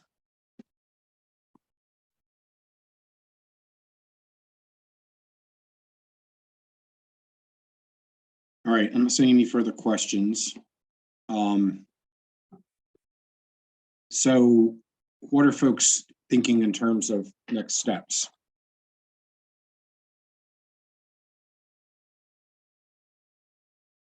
Commissioner Cross? Overall, I do want to kind of reiterate what others have been saying, that I think this is a lot of information. I think it's very helpful information, and I concur with Commissioner Mcgowan that this is very helpful in what we're trying to accomplish. I think it's a lot to process, and so I'm wondering, before we kind of make any decisions, if it makes sense to maybe just get a little bit more detail when it comes to things like the Ajax costs and things like that, just to get a little bit more understanding of kind of the background of where those costs are coming from and some of the proposals for that. This, like I said, I think it's very helpful information. I just think it's a lot to digest kind of on the spot here. And so I think the more we can kind of look into that, the more helpful people. I concur with those comments. I also wonder, and I'm wondering over toward Commissioner Messner, but have we had the opportunity of kind of like looking at the Martinez Irwin Fund, the expenses that we've undertaken, what we've gotten from that, and then how these pieces play into that and what's left? And are we, wisely using the funds in the best possible methods? I don't know if that sort of global look has occurred, and I know that Deputy Director Cuthbertson had given us a report, back a year or so ago. Is that something that we ought to be doing as part of making good decisions relative to these additional asks of use of money? Thank you for the question. So the answer is twofold. One is yes. When we had discussed this during the work session a few weeks ago, we had talked about the need to hear from all the different projects that have been funded up to date, get a good understanding of those projects and where they're at, and then that would help inform us as to what projects could or should be funded in the future that would either build upon existing projects or look at an entire other space altogether for funding of projects still under the one bucket mission that I think the commissioners decided that they wanted for the Martinez Irwin Fund, which is aiding COGCC in the protection of public health, welfare, environment, wildlife resources. And so that is something that we discussed, and that's something that is occurring right now, which is what I said during the commissioner comments, that, it's time now to, start hearing from these projects, absorbing these projects, developing a framework of expectations for an application process, and kind of submittal expectations to the commission. So some of these questions that are being asked are pre-set up in an application process so that the applicant knows what the commission is going to be looking for as far as, questions that may come up, and give them an opportunity to kind of initially formulate answers to those in an application process. And so all of that is in process right now. Also indicated during that work session that these particular projects were already ongoing when I took over the Martinez Irwin Fund, and we're well along in their development when I took over management of the Martinez Irwin Fund. And so we had made a decision at that point that the commission was okay hearing these kind of outside of that bigger, broader picture for consideration. Now, having said that, that doesn't mean that we have to evaluate these outside of that bigger and broader conversation, should this commission choose to, but that's why we're hearing this first and kind of outside of that broader question, because they were already well underway in the development of these projects when I kind of took over management of the Martinez Irwin Fund, and we had that conversation during the work session a few weeks ago. So I think it's this commission's decision as to how they want to proceed. I think that the updates that were presented today on some of the funding that was already occurred I think was relatively high level. I think certainly we want to hear at the conclusion of projects pretty in-depth information associated with the results of these projects. If there are particular projects that we want to individually hear more depth on in order to help better understand the project's scope that has already been funded and where those are, I think that's a reasonable ask that we can make to the projects that have been funded in order to better inform possible funding of future projects. And so I think these are all on the table right now. Commissioner McGowan. Thank you, Mr. Chair. And I appreciate Commissioner Mesner's re-summarization of a meeting we had recently. I do think that these are appropriate for us to look at first because the bulk of them are projects we've already funded and we're building on those projects. And it's with a sister agency who shares expertise with us and some regulatory responsibilities with us. So I do think that these are appropriate for us to tackle first in the chain of consideration, even knowing that we're looking at a larger picture of, how are we using these funds overall. I think that's an appropriate use of them. And I think it's good for us to build on good work that has already been done. That being said, if commissioners feel like they need more information, I understand that. Perhaps I've been in the weeds a little bit more than the other commissioners and been working with Ms. Bartlett and Ms. Fury on some of these items. And so I feel comfortable with the requests, but I understand if commissioners would like some more detail or need some time. Commissioner Cross. I just wanted to add one little point as well that I think in getting some of the additional detail, I appreciate Ms. Fury coming and kind of presenting from the other agency's perspective as well. But I think it's also helpful, consistent with what Commissioner Messner asked earlier, to understand what the other agencies are going to be doing as well. And so a little bit of that explanation of saying, all right, we're kind of taking a little bit of what we've learned now and using some of our own funding to build on those programs. I think that would be helpful as well. So kind of getting a better understanding of what ideas, kind of taking it from the seed money, as Ms. Fury described it, taking it from the seed money to the next idea of projects. I think that will help as well to make sure that we're not overlapping and kind of in what ways additional seed money may be appropriate in order to further some of the goals as well. Commissioner Ackerman. Thanks, Mr. Chair, and appreciate you asking the question. It's very easy for me to get pretty quickly on board with the camel and the moose proposed projects, not just because I'm the wildlife commissioner. Sorry, bad joke there, but because they're pretty easy to understand. The value added is very apparent to me of that equipment, and so really my questions come down to the other two projects and not. Just to be clear, they do appear to me conceptually to be very value-added projects that are in line with the mission and in line with the requirements of the fund. But I would be more comfortable having more detailed conversations about both of those two projects and their deliverables and timelines and cost breakdowns prior to approval.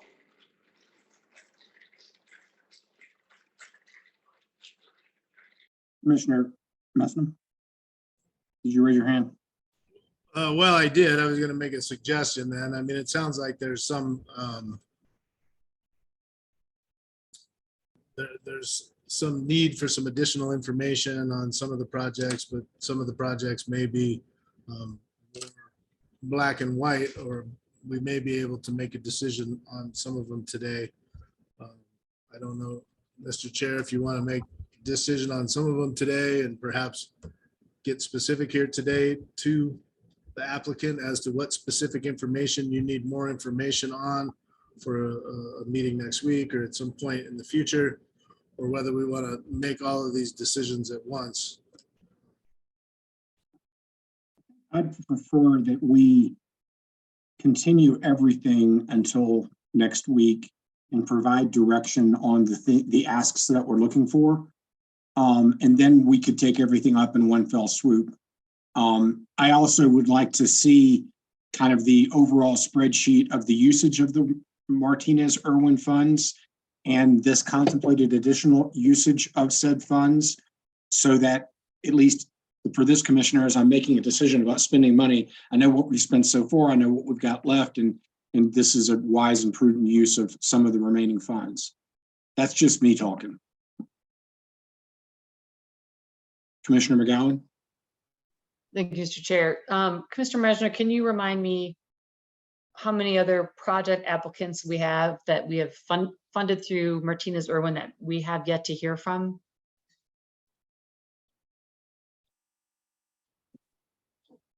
Commissioner Messner? I can get you that information, but I don't have the spreadsheet pulled up right now, so. Is it mostly COGCC projects, or are there some other additional outside parties? It's mostly COGCC projects, some equipment that was purchased and things around that. So, but I'll share the spreadsheet with everyone so that everyone has the exact same spreadsheet, has the exact information on how much money has been spent up to this date and how much money is left over for future information. And that certainly could be part of the packets for next week so that everyone knows what's happening there. I'm also happy to share the entire Google Drive for information around the Martinez Irwin Fund, so all the commissioners have access to that. Go ahead, Commissioner McGowan. Thank you, Mr. Chair. Do we know if COGCC staff is anticipating asking for additional funds or to build on projects that have been funded to date through the fund? So like we talked about at the work session meeting, the plan of action up until this point, and so I'm happy to provide a white paper at the next meeting, so kind of reminds us of what we talked about at the last meeting, but was to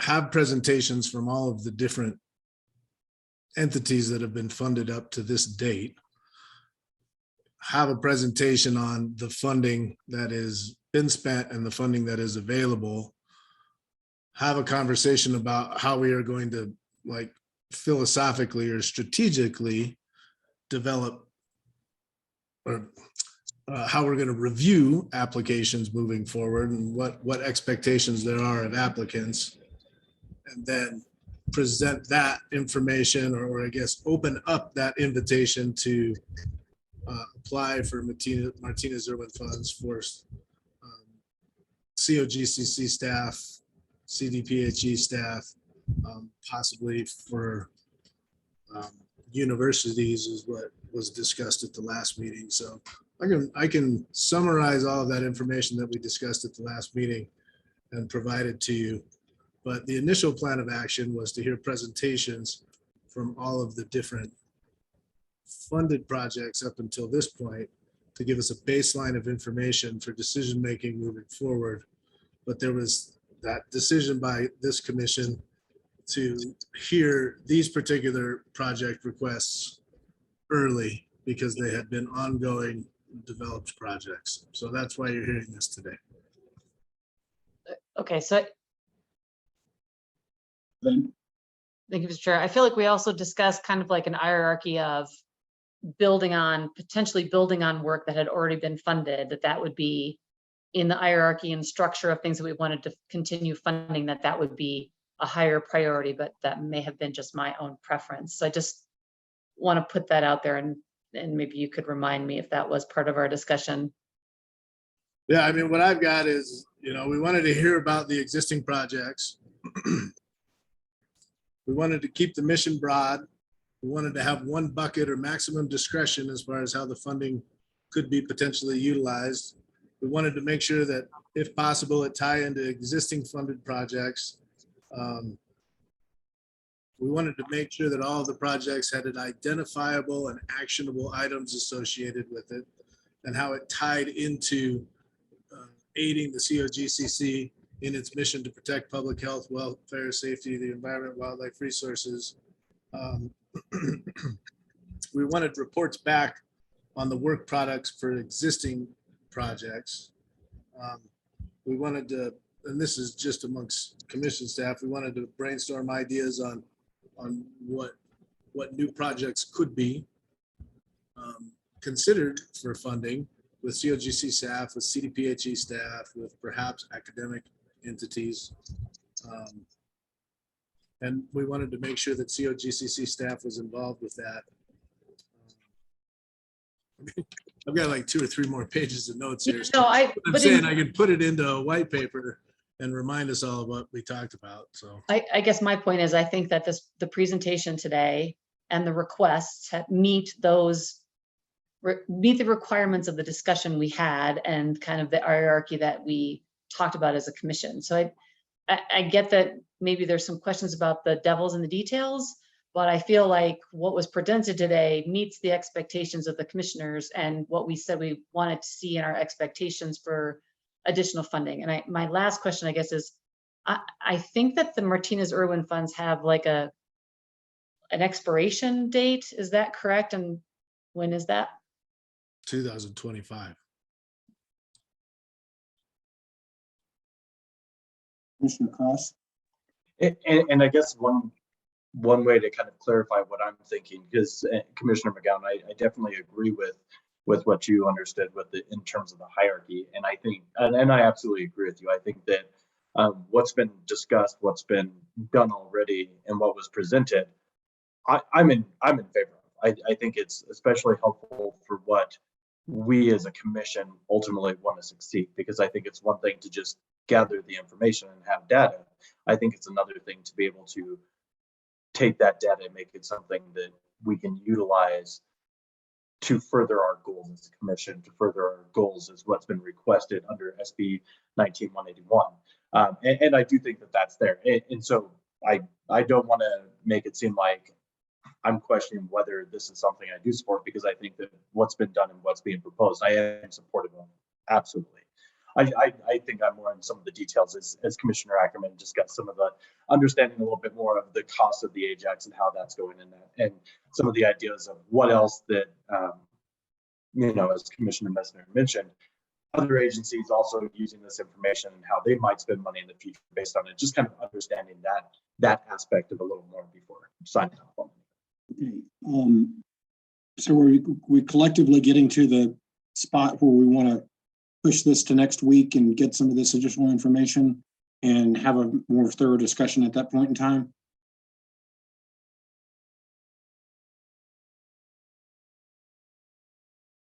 Commissioner Ackerman?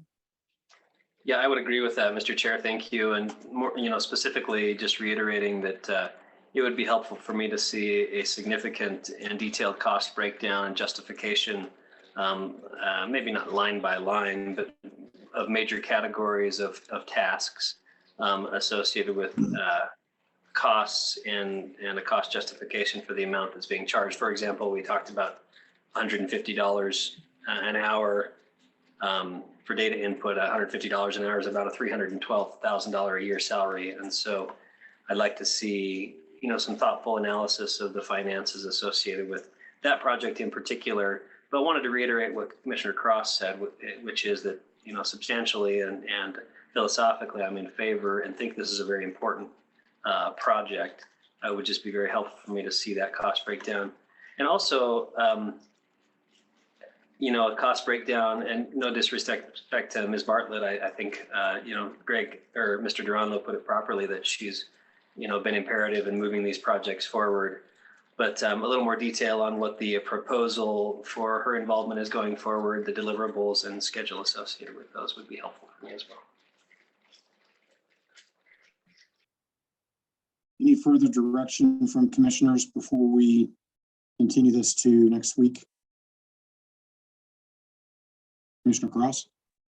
Thank you, Mr. Chair. And I just thought I'd also make one comment that I also appreciate that Ms. Bartlett has also already talked with Occidental and Kurt McGee to try and make sure that consistent with the requirements of the Martinez Irwin Fund that they're on board with some of this as well, because I think that's an important aspect as well, that we don't want to kind of put the cart before the horse and make sure that we have that approval first.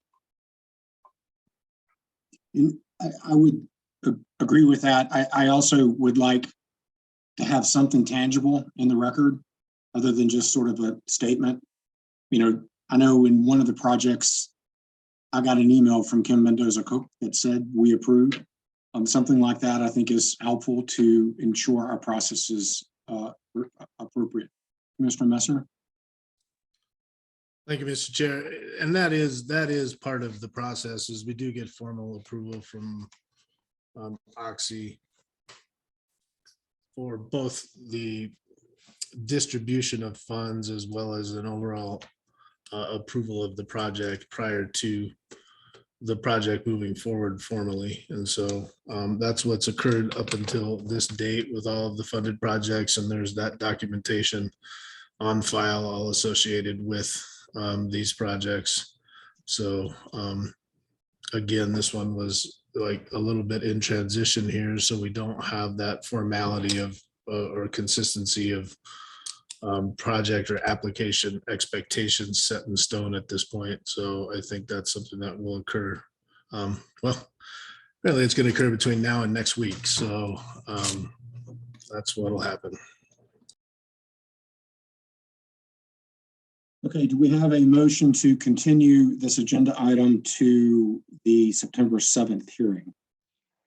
So moved. We have a second? Motion and a second. Further discussion? Seeing none, all those in favor signify by saying aye. Aye. Aye. Any opposed? Motion carries. We'll plan on getting the subsequently asked for information as well as the accidental confirmation, and we'll take all the matters up next Wednesday on the 7th. That is all that was on our agenda for today. With that, I would look for a motion to adjourn. Second. Motion and a second to adjourn. All those in favor signify by saying aye. Aye. Aye. Great. Good work, guys and girls. See you all next week.